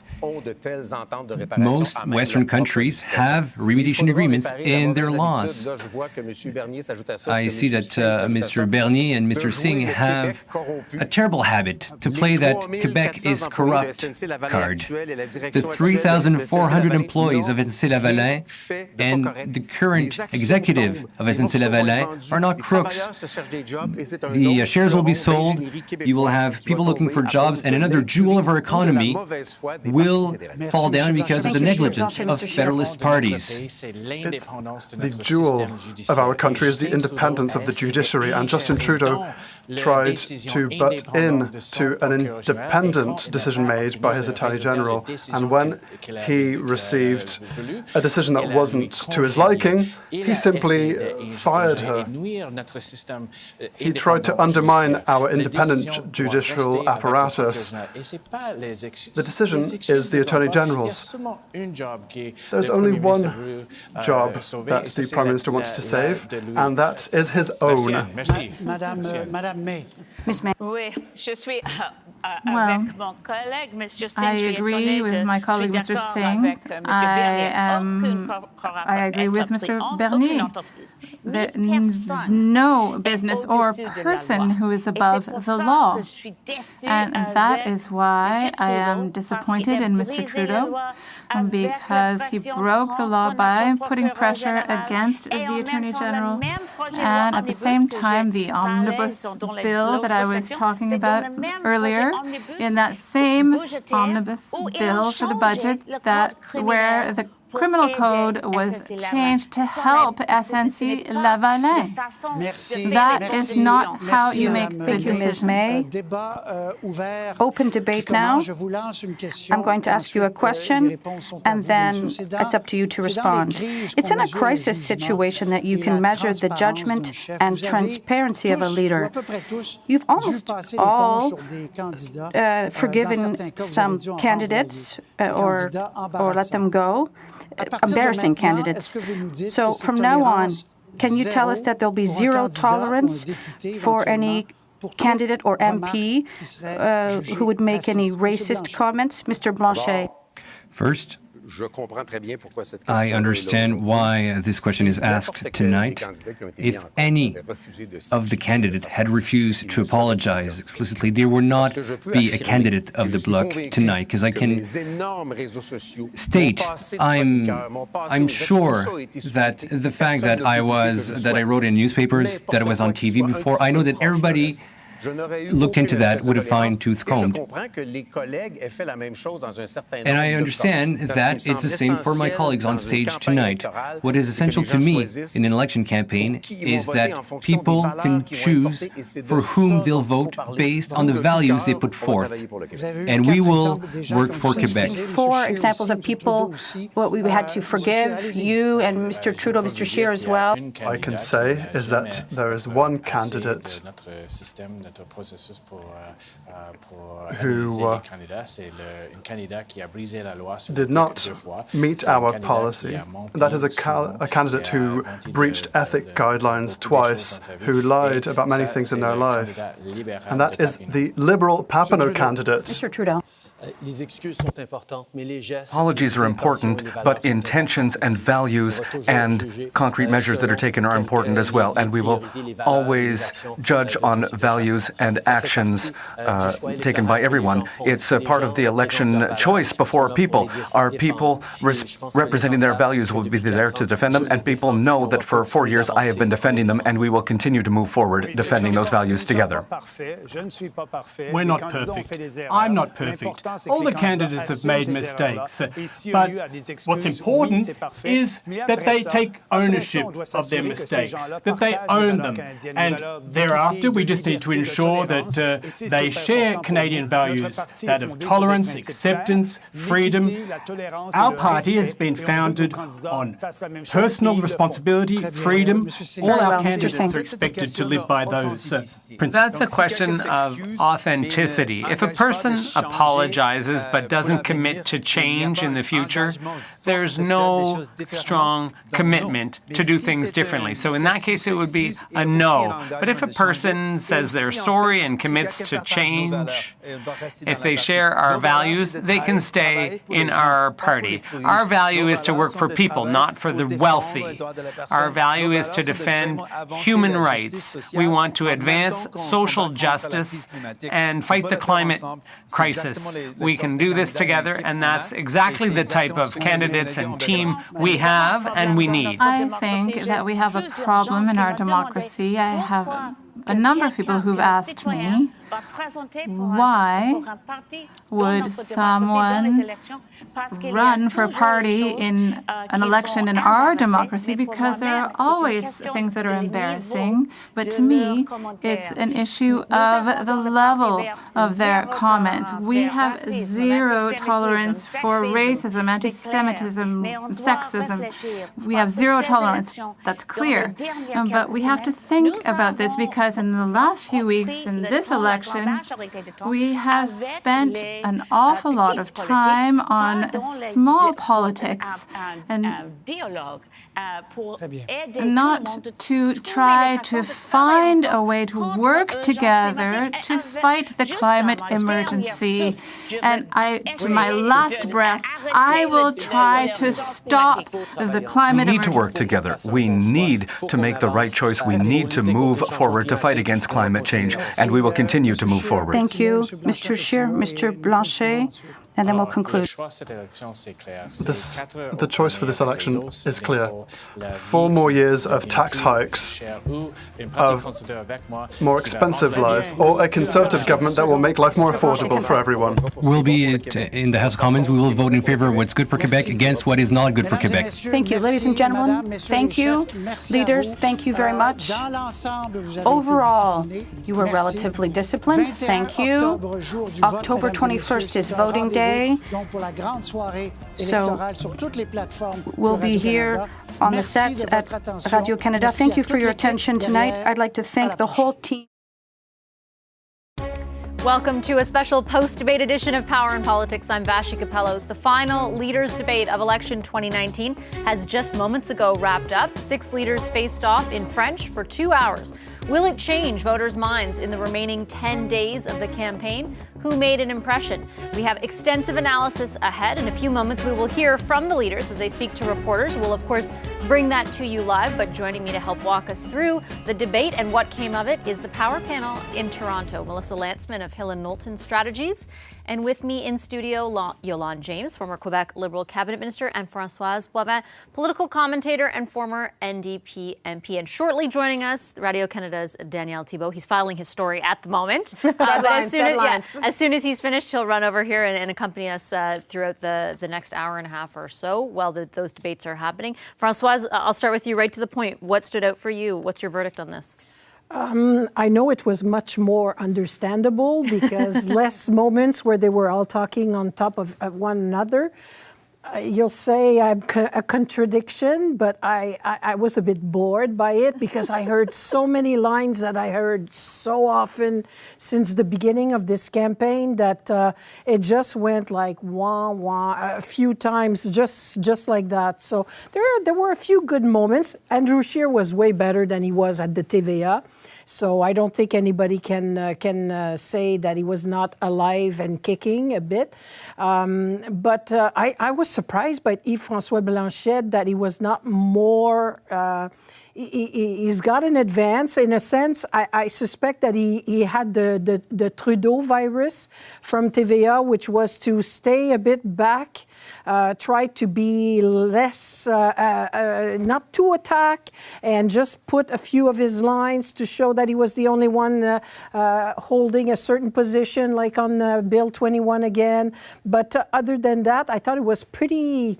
non-existent. Yeah, it's interesting that you say that, Yolande. I wonder what you think. I mean, the format was very different than the English language debate on Monday night, and you could tell the primary difference was that they were divided into groups and able to debate each other, but they also rarely spoke over each other compared to Monday. Mm-hmm. And I sort of had that sense as well, Françoise, that everybody was kind of more subdued. Everybody was more subdued. So I wouldn't go maybe as far as saying that it was boring, but at some point I was like, okay, everybody, liven up, a little bit of fire here. We want to see this going, and that it would happen. And I think the idea of Britain, not often on air, breaking them up in batches of 3 for the format, I think, was a bit easier. I have a little bit of a different take on Yves-François in the sense that, he didn't attack as much, but I felt like he did use the floor to be very in French you say professoral, like when he would speak, notably on foreign affairs, like this is how it works, and he would go on, and we kind of wanted to hear him a little bit more on, I guess, what he would do, but he can't really say that given that he's never going to be in government with respect to that. I just kind of look at it in terms of, did each person meet their objective? I think for Andrew Scheer, given that he was, I think, a bit better than he was at TVA, I think can reassure certain candidates like that are already strong, but that might be a little bit afraid of seeing their vote completely slide away. That okay, he gave enough of a performance to keep that going. I think about the Quebec region and so forth. Maxime Bernier took a lot of space. Mm-hmm. You could see that he was in his language, and he did not miss the opportunity to land those punches. It's interesting because on things like Bill 21, him and Yves-François Blanchet are on exactly the same page, so he was kind of giving those lines out. So Yves-François was kind of erased in that. Will that have an impact on the vote? I'm not sure. We'll have to see in the next polls, I guess. Melissa, prior to the debate, you had said you were looking to see who would be directly speaking to Quebecers here. Did anyone jump out in that capacity during this debate for you? Well, actually, the format of the debate allowed, those who were substantive in policy to actually speak to Quebecers. I think this debate favored policy rather than platitudes, and I think you saw that with Jagmeet Singh, who repeated a lot of the same lines that he had on Monday, but frankly didn't go much deeper. I think in terms of Andrew Scheer, I think his goal was to really tie Monsieur Blanchet to the separatist PQ, and I think that he took multiple opportunities to do that. I think he had a much better debate, frankly, than he did on TVA before, and gave some confidence to the candidates who are running close and in ridings that he needs to win. I think Monsieur Blanchet was rather surprising. I think he owned a good part of the debate, but he frankly wasn't challenged as much as I thought he would be by the Prime Minister and nor by the Conservative leader. And I think the Prime Minister, I think he started frankly strong and then sort of sat back and a bit absent throughout the rest of the debate. I want to pick up on two things that you mentioned in there. And the first is the amount of time people spent focused on Mr. Blanchet. Everyone prior to the debate had speculated that given the sort of upswing in polls for the Bloc in the past few weeks, you would see them sort of sharpen their lines of attack on Mr. Blanchet. I think Melissa is right. They weren't quite as pointed. I want to play a clip, one exchange where the leader of the Conservative Party, Mr. Scheer, went after Mr. Blanchet. That's the sixth clip for the control room. Let's play that one and take a listen. Pour le Bloc, c'est voter pour les libéraux. So in other words, voting for the Bloc is voting for the Liberals, voting for the Bloc is voting for the Conservatives, voting for the Bloc is voting for Quebec. We will sit in the House of Commons. It's a democracy. Number one. Number two, Mr. Legault and the government of Quebec has asked the powers, not a power, all the immigration powers.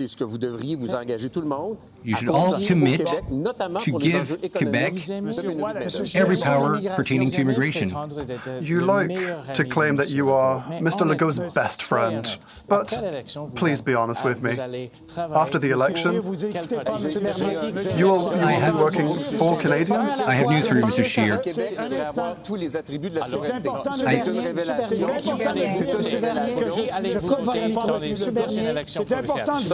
Who will you vote for in the next provincial elections? If I can say so politely, I mean, are you going to be your best friends with Legault? Be honest with Canadians. Will you work with the Parti Québécois? So that was one of the parts that they were talking over each other. Françoise, you had a reaction there. Well, yeah, thank God that didn't last for 2 hours, because we would have shut the sound in the green room here. But it was an interesting exchange, but to the point of why was Mr. Blanchet not so attacked that we thought he would be, since he's kind of the front runner or on an an ascent. Exactly. Yes. I was rethinking that whole concept, and I think the other leaders just didn't want him to be either a victim or at the same time to shine too much. So sometimes, because I remember when I used to do debates and we didn't know who would ask which question of whom and everything, a lot of the people would say, technically, they shouldn't ask you any questions because it will permit you to take the floor and everything. And they would make that mistake. So I think they were probably well advised not to give him too much floor to do so. He took it when he needed to do so. But I stick to I didn't find that he was that shiny today. He didn't seem as at ease, except when he was professorial on certain aspects, but that's him. When he talks, he doesn't talk, he teaches. He was a lot more defensive than he was in the TVA debate, and I hear your point, Françoise. It's like they have to find the right tone, because if you go too deep on the attack, then you give him the opportunity to be, I use the word victim, but Quebecers can kind of rally around him and be like, I don't like that. Why are you doing that? Ganged up on him. Don't gang up on him like that. I don't like that. But at the same time, that clip, even though we didn't hear much of it, was a perfect opportunity to challenge François Blanchet. Whether the Prime Minister didn't do it, neither did Andrew Scheer. And I think they should have. It's either you're going to be going to Parliament to work for sovereignty, or you're just a spokesperson. Are you François Legault's spokesperson? Because listening to what you just answered just there is that you're just there to repeat what he has to say. So just to kind of make him speak a little bit more, I think would have been helpful. If the strategy on the part of Mr. Trudeau and Mr. Scheer to not go as hard as the anticipation was on Mr. Blanchet was there, if it was deliberate, Melissa, what do you think is behind that strategy? I actually think Mr. Scheer did go after Mr. Blanchet, and it was the exact tie that Yolande just mentioned. It was to tie him to a separatist agenda, to ensure that Quebecers know that maybe he's not working for them in Parliament, but working towards the goal of sovereignty. He did that a couple times, and I think that's what he was there to do. What's disappointing is Mr. Trudeau, frankly, not doing that. I mean, the Bloc is frankly going to eat their lunch as well in some of the francophone ridings that they need to pick up on. And this is his first language. This was the opportunity. I think Mr. Scheer did, frankly, as well as he could on that, given that he so stated that French wasn't his first language. As I mentioned off the top of the show, Danielle Thibault is here to join us Hello. now. Hello, nice to see you. Hey, I want to nice bring you into this part of the conversation. You heard Melissa there. We had been talking about, prior to the debate, we had a conversation about how we expected, because of the polls, Mr. Blanchet to be the target of more attacks. What was your impression? It was Mr. Trudeau went on the offensive early on, but in a very, very soft manner, I'd say. And I was expecting him to be stronger, given what Melissa just said given the situation the Liberals are facing right now in Quebec, because the Bloc is eating away at their support in some region around Montreal and the regions as well. So on that front, I thought that Mr. Trudeau was going to go a little harder. It came back a little later in the debate, if I'm not mistaken, during the portion on the Bill 21, or just before, where everybody kind of ganged up on Mr. Blanchet for about a minute and a half. But not as strongly as I thought they would go. Much tamer debate than I was expecting. Very, very. We were all saying subdued, right? Yeah. And why do you think that is? You know what? I was asking myself the same question on the way in. I'm not quite sure. It was someone somewhere must have thought that going too strongly was probably not the way to go, and might have turned the voters slightly more towards the Bloc. So I know that the Liberals were hoping to point out repeatedly throughout the evening that a vote for the Bloc was basically a vote to stay out of the government and a vote to stall climate change, for example. If you want to work towards that, come and join the government. That was supposed to be the underlying message. They had telegraphed. I didn't hear that as much. No. I didn't hear that as much as I was expecting. So did someone at some point thought, if we go too hard, that may backfire on us? I don't know. I will have to talk to some people in the war room because that part still puzzles me. Me as well. If you're just joining us now, you're watching a special extended edition of Power in Politics, post-debate version of Power in Politics. We're standing by here with the Power panel breaking down what we just witnessed, the final debate of this election campaign 2019. It was in French, of course. We're going to put the Power panel on pause for a moment while we take a commercial break, but when we come back, we'll keep talking about the debate and we'll also bring you the leaders' scrums. They're going to be talking to reporters shortly and we'll bring you those live. Stay with us. We're back in a moment.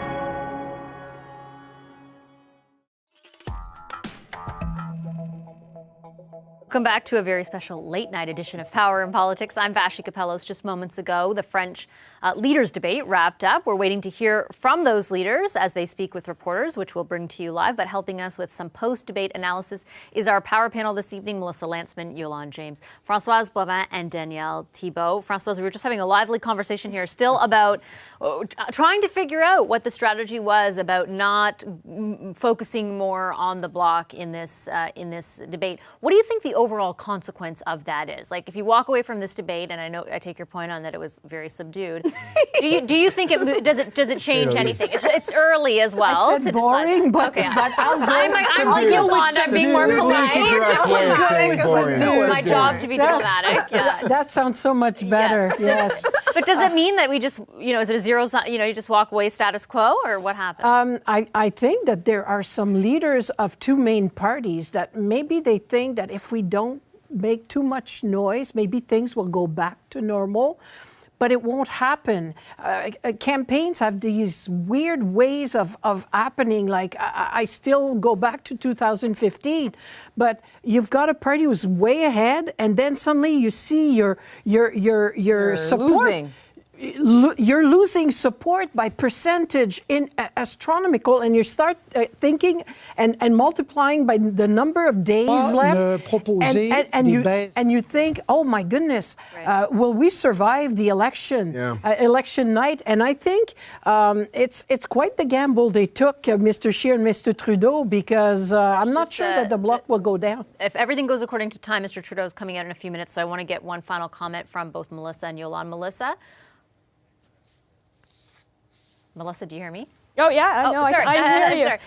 I just wanted to get a final comment from you about whether or not you think there is an overall impact to this debate, recognizing, of course, that we're minutes away, minutes away. Look, I think in terms of if you got a more substantive debate, you got some clear policy positions from some leaders, some not so clear ones from others, and that's particularly Mr. Singh and I think Mr. Trudeau that we're wobbling on a few. But at the end of the day, I'm not sure that we've seen anything substantially move numbers in this election when it comes to issues. We haven't figured out a ballot question. I don't think we will after this campaign, not even in Quebec for Quebec voters. Well, it's interesting because it's hard to always, when we come fresh out of it, and what's I think different from all of us is that we've really analyzed every single debate, and I try to keep in mind that for most people they'll probably just watch one. So for that person, most people are not like this, and maybe the first half hour of one. So for the person who really watched this debate to say, okay, this is the French language debate that I want to look at, what are they going to take away? What I think they do see substance there. I do think that they saw a prime minister that did try to speak to the population and win back the confidence of voters. But was it enough? The question I cannot answer at this point. Was it enough? It certainly will not reverse the ascent of the Bloc. That's not happening. But was it enough to stop it? And that question that's an open question for me at this it's point. A difficult one to judge right now. Yeah. Okay, I want to thank the three of you for sticking with us for so long this evening. I appreciate it very much. Thanks to the Power Panel, Melissa Lanceman, Yolande James, and Françoise Boisman. We're going to head right over there, back to the Museum of History to listen in to Mr. Trudeau. Moins que je me trompe, impose un test de valeur comme critère d'obtention du certificat de sélection du Québec. Est-ce que c'est vrai, vous êtes d'accord avec un test? Criteria. Yes, Quebec can impose a test they want on the certificate of selection criteria. It's their responsibility. They can choose the questions.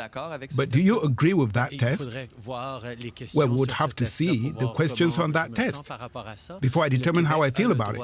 Quebec has the right, though, to set such a test for the selection certificate. Has the power to impose or to ask a particular test for a selection certificate that Quebec has the power to deliver. The questions on that test are to be determined by Quebec.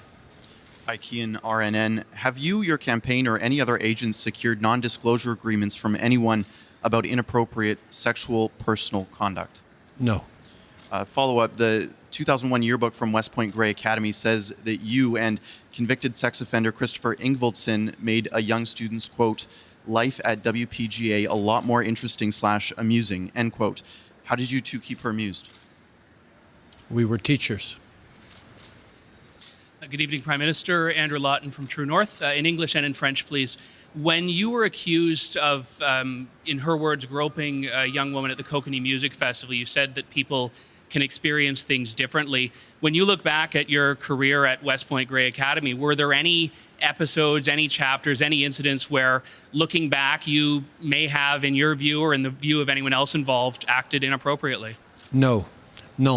Okay, thank you. And a follow-up to that, sir. I mean, these are questions we're asking publicly because your office has not answered them privately. Do you think they are relevant, given that you have been accused of bullying women you've worked with, firing women that have stood up to you, and accused of groping women? Do you realize that these are important questions? We live in a democracy where people are allowed to ask questions and where Canadians will make their decisions. I am extremely confident in the values that I've always put forward and the work that I've done for Canadians, and I know that Canadians will base their decision in 10 days on facts and not on internet rumors. Michel Lamarche, TVA Nouvelle. Concerning the values test by the Legault government, you said it depends on the questions. What do you do? So if the questions suit you, that's okay. If not, what happens? I don't know. I don't know the questions they will be putting on the to the candidates. But Quebec has the right to set that test for the selection certificate issued by Quebec. It has nothing to do with Canadian citizenship. It's a Quebec process belonging to the Quebec government. And I fully trust that the Quebec government will ask relevant questions for their government. During the debate, you left the door open to a pipeline crossing Quebec.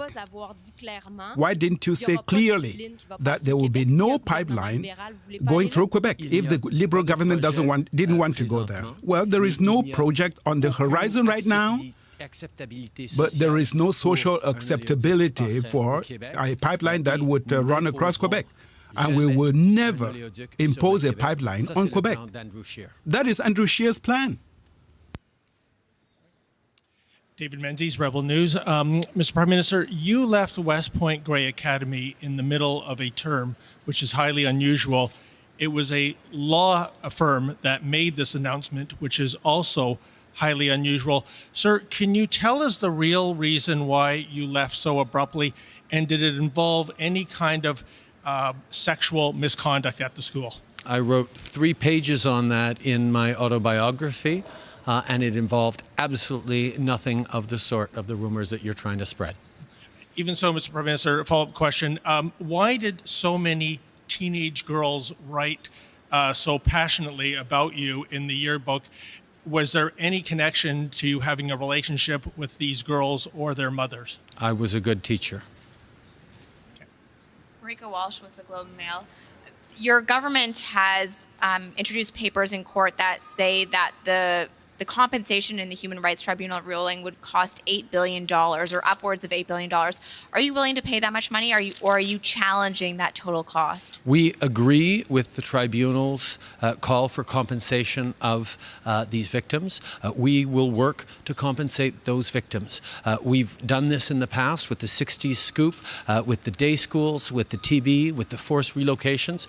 We will be compensating those individuals, but more than just compensating from the past, we have made changes to the law around child and family services to ensure that Indigenous kids are kept in Indigenous communities when they need care. So do you support, if you are re-elected, would you move forward with giving $8 billion in compensation for these kids? We will work with communities, we will work with families, we will work in an appropriate way with Indigenous peoples to determine the appropriate compensation. Simon Guy-Lorange de La Presse. Encore une fois, Simon Guy-Lorange of La Presse. Once again, on the values test by the Legault government, you say you trust that the Quebec government will ask the right questions. On the Secularism Act, you say you open the door, you keep the door open to a Supreme Court challenge. But on the values test, the Quebec government has the green light and can ask any question they want. Well, the Canada-Quebec immigration agreement leaves Quebec the choice of who will receive a selection certificate as they see fit. Quebec will determine the process. This is power that Quebec does have under the Canada-Quebec immigration agreement. The federal government has no say in that selection certificate process. It's up to Quebec to determine what questions will be put to the candidates regarding the selection certificate. But concerning obtaining Canadian citizenship, that is up to the federal government, and for that, there will be no values test. Yet, if, for instance, in the values test, there are questions about religious affiliation, should the federal government intervene? Well, I don't want to deal with hypotheticals. CBC News. You mentioned in French tonight that you said voting bloc would bring back Harperites. Do you think that will scare Quebec voters? I think what is clear is that Quebecers want to be part of the action, not part of the opposition. We have a government for the past 4 years has led the way on fighting climate change, that has stood up to lift kids out of poverty, invest in our seniors, move forward in investing in infrastructure, protecting language, investing in culture. And we were able to do that because Quebecers stood up to be part of a strong federal government. In the 10 years that Mr. Harper was in power, a strong Bloc Québécois in Ottawa was unable to prevent Mr. Harper from doing nothing on climate change, for leaving Kyoto, for not advancing investments in culture, indeed in cutting in culture. Quebecers want to be part of holding strong against conservative politicians like Doug Ford and Jason Kenney, who are in the pockets of big oil, who don't want to fight climate change. And in order to do that, we need a strong federal government with great Quebecers as part of it. My follow is, if you had to work with another party in a minority situation, which one would you choose? We are focused on winning a majority government because we know that in order to move forward with a climate change plan that pushes back against those conservative premiers like Jason Kenney and Doug Ford who want to do nothing, we need a strong and clear mandate from Canadians. That's exactly what we're hoping to get in 10 days. Mark Leahy, the Lowdown to Hull and Back News. One more. Okay. Oh, yes, thank you. Mark Leahy, Lowdown to Hull and Back News. Mr. Trudeau, in 2015, you ran on a mandate to change the electoral system under electoral reform. You didn't follow through on that promise, betrayed the votes of several million young people who may or may not want to back you this time. In light of some recent revelations around blackface, that same sort of demographic may have some problems following you this time. What do you plan to do to find a way to restore their faith in democracy? We've made it clear that we're going to invest in young people to help them be able to access post-secondary education and better jobs. That's why we're raising the Canada Student Grants from the $2,000 that Mr. Harper left them to $4,200 for low and middle income students. We're also in making sure that you don't have to start paying back your student loans until you're making $35,000 a year. And if you start a family, while you have a child under 5, you don't have to pay back student loans. We're also giving a 2-year grace period that's going to make a big difference. We moved forward with a national youth policy that was developed by young people, including young people in my Prime Minister's Youth Council, because we know having young people part of shaping a better future is essential for all Canadians. So no comment on democracy. Thank you. You're welcome. That was Liberal leader Justin Trudeau speaking to reporters following the French language leaders debate over at the Museum of History in Gatineau, Quebec. I'm sitting here with Radio-Canada's Danielle Thibault, the host of Les Coulisses du Pouvoir, and we are just listening to this scrum. A couple of things stuck out. First, just a quick note that our colleague Hannah Thibodeau tried to get Mr. Trudeau to bite on the concept of the possibility of a majority government. That's not going to happen now. He didn't. No, he instead said, no, we're focused on a majority. I wanted to actually get your take on something that dominated the questions you received from French media, and that is something Mr. Legault, Premier Legault in Quebec, has put forward around immigration. Value test, right? Right. The value test was put forward during the campaign, and basically the question was, would you be opposed to that? Would you challenge that? Mr. Trudeau fell back to the agreement, the immigration agreement between Ottawa and Quebec that says basically, and Quebec, if I'm not mistaken, is the only province that has that kind of power. Basically, you're agreeing to take that many people every year, but you have full control over who you're taking in, aside from the refugee category. And so basically, if Quebec will release a acceptation certificate to all of to the ones that are coming in, and if they want to impose some sort of a test to see if they should get into the province, what Mr. Trudeau is saying is that we're open to them. They have the power to do so. He's not saying he's not going to challenge it. He's just saying, I need to see what they're going to come up with once they do that. But obviously, he's opening the door fairly wide to say, Quebec has jurisdiction on that front. And that's because it is something that's been debated last year during the provincial election. It's something that's dear to a lot of Quebecers. And at this point, I think Mr. Trudeau is trying not to alienate any more Quebecers during this campaign, not to push them towards the Bloc, who is quite comfortable with the idea of a value testing for newcomers. And the polls, even today, Angus Reid, Leger, both showing that the Liberals and other parties, for example, in Quebec, have something to be worried about. It's fascinating because we started to see a bit of a shift, I'd say, about a week and a half ago, and we couldn't quite understand how quick and how big it was getting, but the shift is sizable, and what it means basically for Mr. Trudeau at this point is that when they started this campaign, the Liberals were hoping to get into Quebec and keep their seats, and privately, a lot of them were saying, we'd like to come out of Quebec with a plus 15 number. Mm-hmm. We'd like to basically compensate for the ones we're expecting to lose in the Maritimes. Right. And which they had swept in 2015. Yes, exactly, because it's a given in their head. It's a given that they're going to come out of the Atlantic provinces with at least 8 seats less, and so the idea is let's go through Quebec. I hate to interrupt you. Yes. I apologize, but we're going to head back over to the museum and listen to Bloc leader. And we were just talking about Yves-François Blanchet. Well, it's because we're happy that the debate is over. So I'm happy that the debate is done. But the experience is extremely enriching because this is the first time I'm doing this. And this evening, I think it did contribute a lot, I must say, with Mr. Roy's help. This helped really enlighten a lot of voters in Quebec. That's it. Mr. Blanchet, Philippe Vincent Frozy of Radio-Canada. At what point in the next 4 years will the Bloc Québécois' role be to help the Parti Québécois and the sovereignist cause?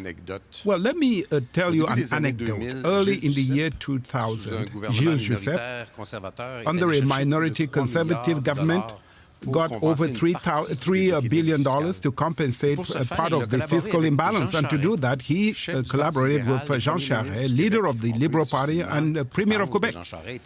You can't claim that Jean Charest has ever been a top militant for sovereignty. So our top priority is to bring the Quebec National Assembly consensus to Ottawa. I don't want to use the word bad faith, but there is a short-term tactic in suggesting that the Bloc campaign is not sincere when we talk about amplifying the voice of Quebec in Ottawa and projecting Quebec interests, whereas that's all we're doing during the campaign. There is something inconsistent in having a party leader trying to find a way to hit somebody and who at the end of an election campaign says, well, the Bloc is avoiding independence and suddenly saying that is the foundation of all our actions. Well, people will decide for themselves on that. My commitment is that I will take the national consensus at the National Assembly in Quebec to the party that seems, in the last few days, I've seen many cases where Mr. Bérubé agreed with Mr. Legault. And we also agreed because we're both nationalist parties. But to answer the question now, this time, what is the Bloc doing about sovereignty? All Bloc candidates want Quebec to have all the attributes of sovereignty. That this will happen the way Quebec wants it. The period of strong speeches is over, but we're talking about this issue everywhere because the question keeps arising. The sovereignist movement must go through a period where we have to redefine ourselves, and that's okay. That includes Québec Solidaire and the Parti Québécois, and people who don't belong to a political party but who believe it's a good idea. So how will this happen? How will this progress? I don't know. And when? I don't know either. But I think that this is important to about a third of Quebecers. Mr. Blanchet Michel Lamarche of TVA News. For a few days now, we've heard Mr. Trudeau tell Quebecers that if they choose to elect Bloc MPs, they would be electing a conservative government that will be cutting. And Mr. Trudeau said he's the only one who can stand up to Jason Kenney and Doug Ford and the big oil companies. Do you believe that Mr. Trudeau is playing a dangerous game? by setting one part of Canada against the other? Well, maybe that is Mr. Trudeau's new strategy, to stand up as the person who will put Quebec in its place in Jean Chrétien's tradition. However, my approach has always been the same, and it's quite simple. I will vote depending on what is good for Quebec. I will vote against anything that is bad for Quebec, understanding fully that we will be negotiating and will be achieving something for Quebec. People always say, well, Quebec should always be part of the government. There were big bloc years when Quebec did make some gains. Let's look at the last time the Conservatives had the majority of seats in Quebec. That was in '88. It's been a while since we haven't had Conservatives to save us. Whereas today, Quebec is doing well. Before 2015, when the Liberals had the majority of candidates in Quebec, the last time was in the early 80s, when they forced the Constitution down our throats. So Quebec, at several times, has had a lot of Bloc MPs, and it did not hurt us. Quite the contrary. We had people expressing themselves in Ottawa, speaking for Quebec. But today, you chose to keep within your ranks 4 people who made Islamophobic statements. Is that politically advantageous right now for the Bloc Québécois to keep those people within your ranks? Does that, what kind of message does that send to voters?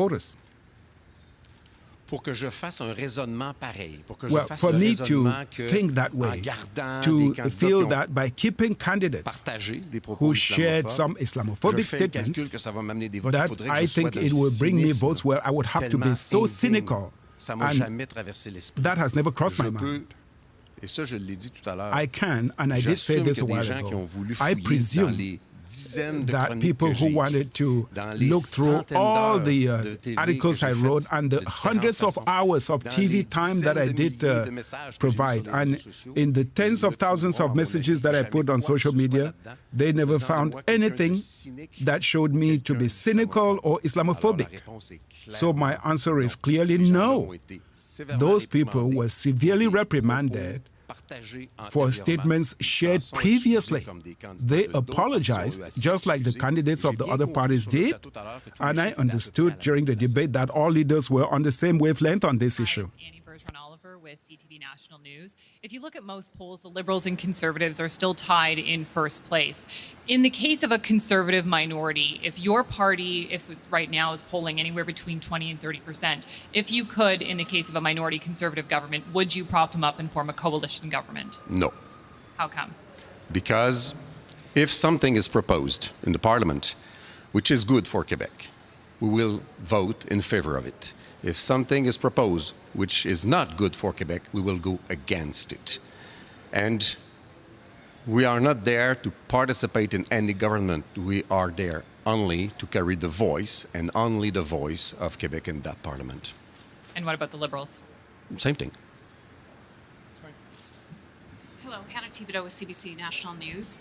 I'd like to ask you about something that Mr. Trudeau said in the debate tonight. He said that by voting Bloc, it is like bringing back Harperites. What? That's, when you speak to Mr. Harper, he says that voting for the Bloc is a vote for Liberals. And if you speak to Liberals, they will say that voting for the Bloc is voting for the Conservatives. And you know what? Voting for the Bloc is voting for the Bloc. Is voting for what we carry, what we share, what we want, what we propose. And for a large part of our program and the way we carry what l'Assemblée nationale du Québec asks, voting for the Bloc might be voting for Quebec. What do you think of the fact that Mr. Trudeau now has you in his targets over the past couple of days? Actually, it's kind of a compliment. I kind of acknowledge the fact that in the last few days, for some reasons that belong to them only, most leaders have decided to be somewhat more aggressive against the Bloc Québécois. It might mean that we have become again a significant player in politics and that we have gained respect from and for Quebec. Bonjour, Monsieur Blanchet. Hi, Mr. Blanchet. Firstly, you said you would be getting some money back by selling Trans Mountain. What did you mean by that? Well, is the federal government invest $4.5 billion to buy Trans Mountain, and after that they invest $9, $10, $11 billion to complete the operation? Well, those are projections made by the Canadian government, and by not doing that, that money could be used elsewhere over a period of time that could be spread out.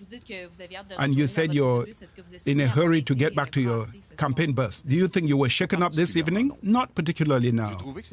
I felt that the debate was, there was a free flow of ideas during the debate. It was rather elegant, and there were not too many low blows that I noticed. So that wasn't what I meant. There was some pleasure in participating in the debate, and well, there is pleasure in meeting your militants and people that you know and people that you may not know, but whom you want to introduce yourself to. And on several occasions, I changed many aspects of my platform because it came from the people. Thank you. Thank you very much. That was Bloc Québécois leader Yves-François Blanchet speaking to reporters over at the Museum of History following the French language leaders debate that just took place. I'm sitting here with Danielle Thibault, host of Radio-Canada's Les Coulisses du Pouvoir. A couple of things stuck out there for you. There was something that he said at the end there. Right at the end, the last question, and the question was, did you feel you were pushed around during the evening? And he said, no, not that much. And you know what? He wasn't pushed around that much. And I bet you Mr. Blanchet was expecting to be roughed out much more than what you saw tonight. There was a couple of attacks. There was a couple of lines, both from, actually at some point, from all of them.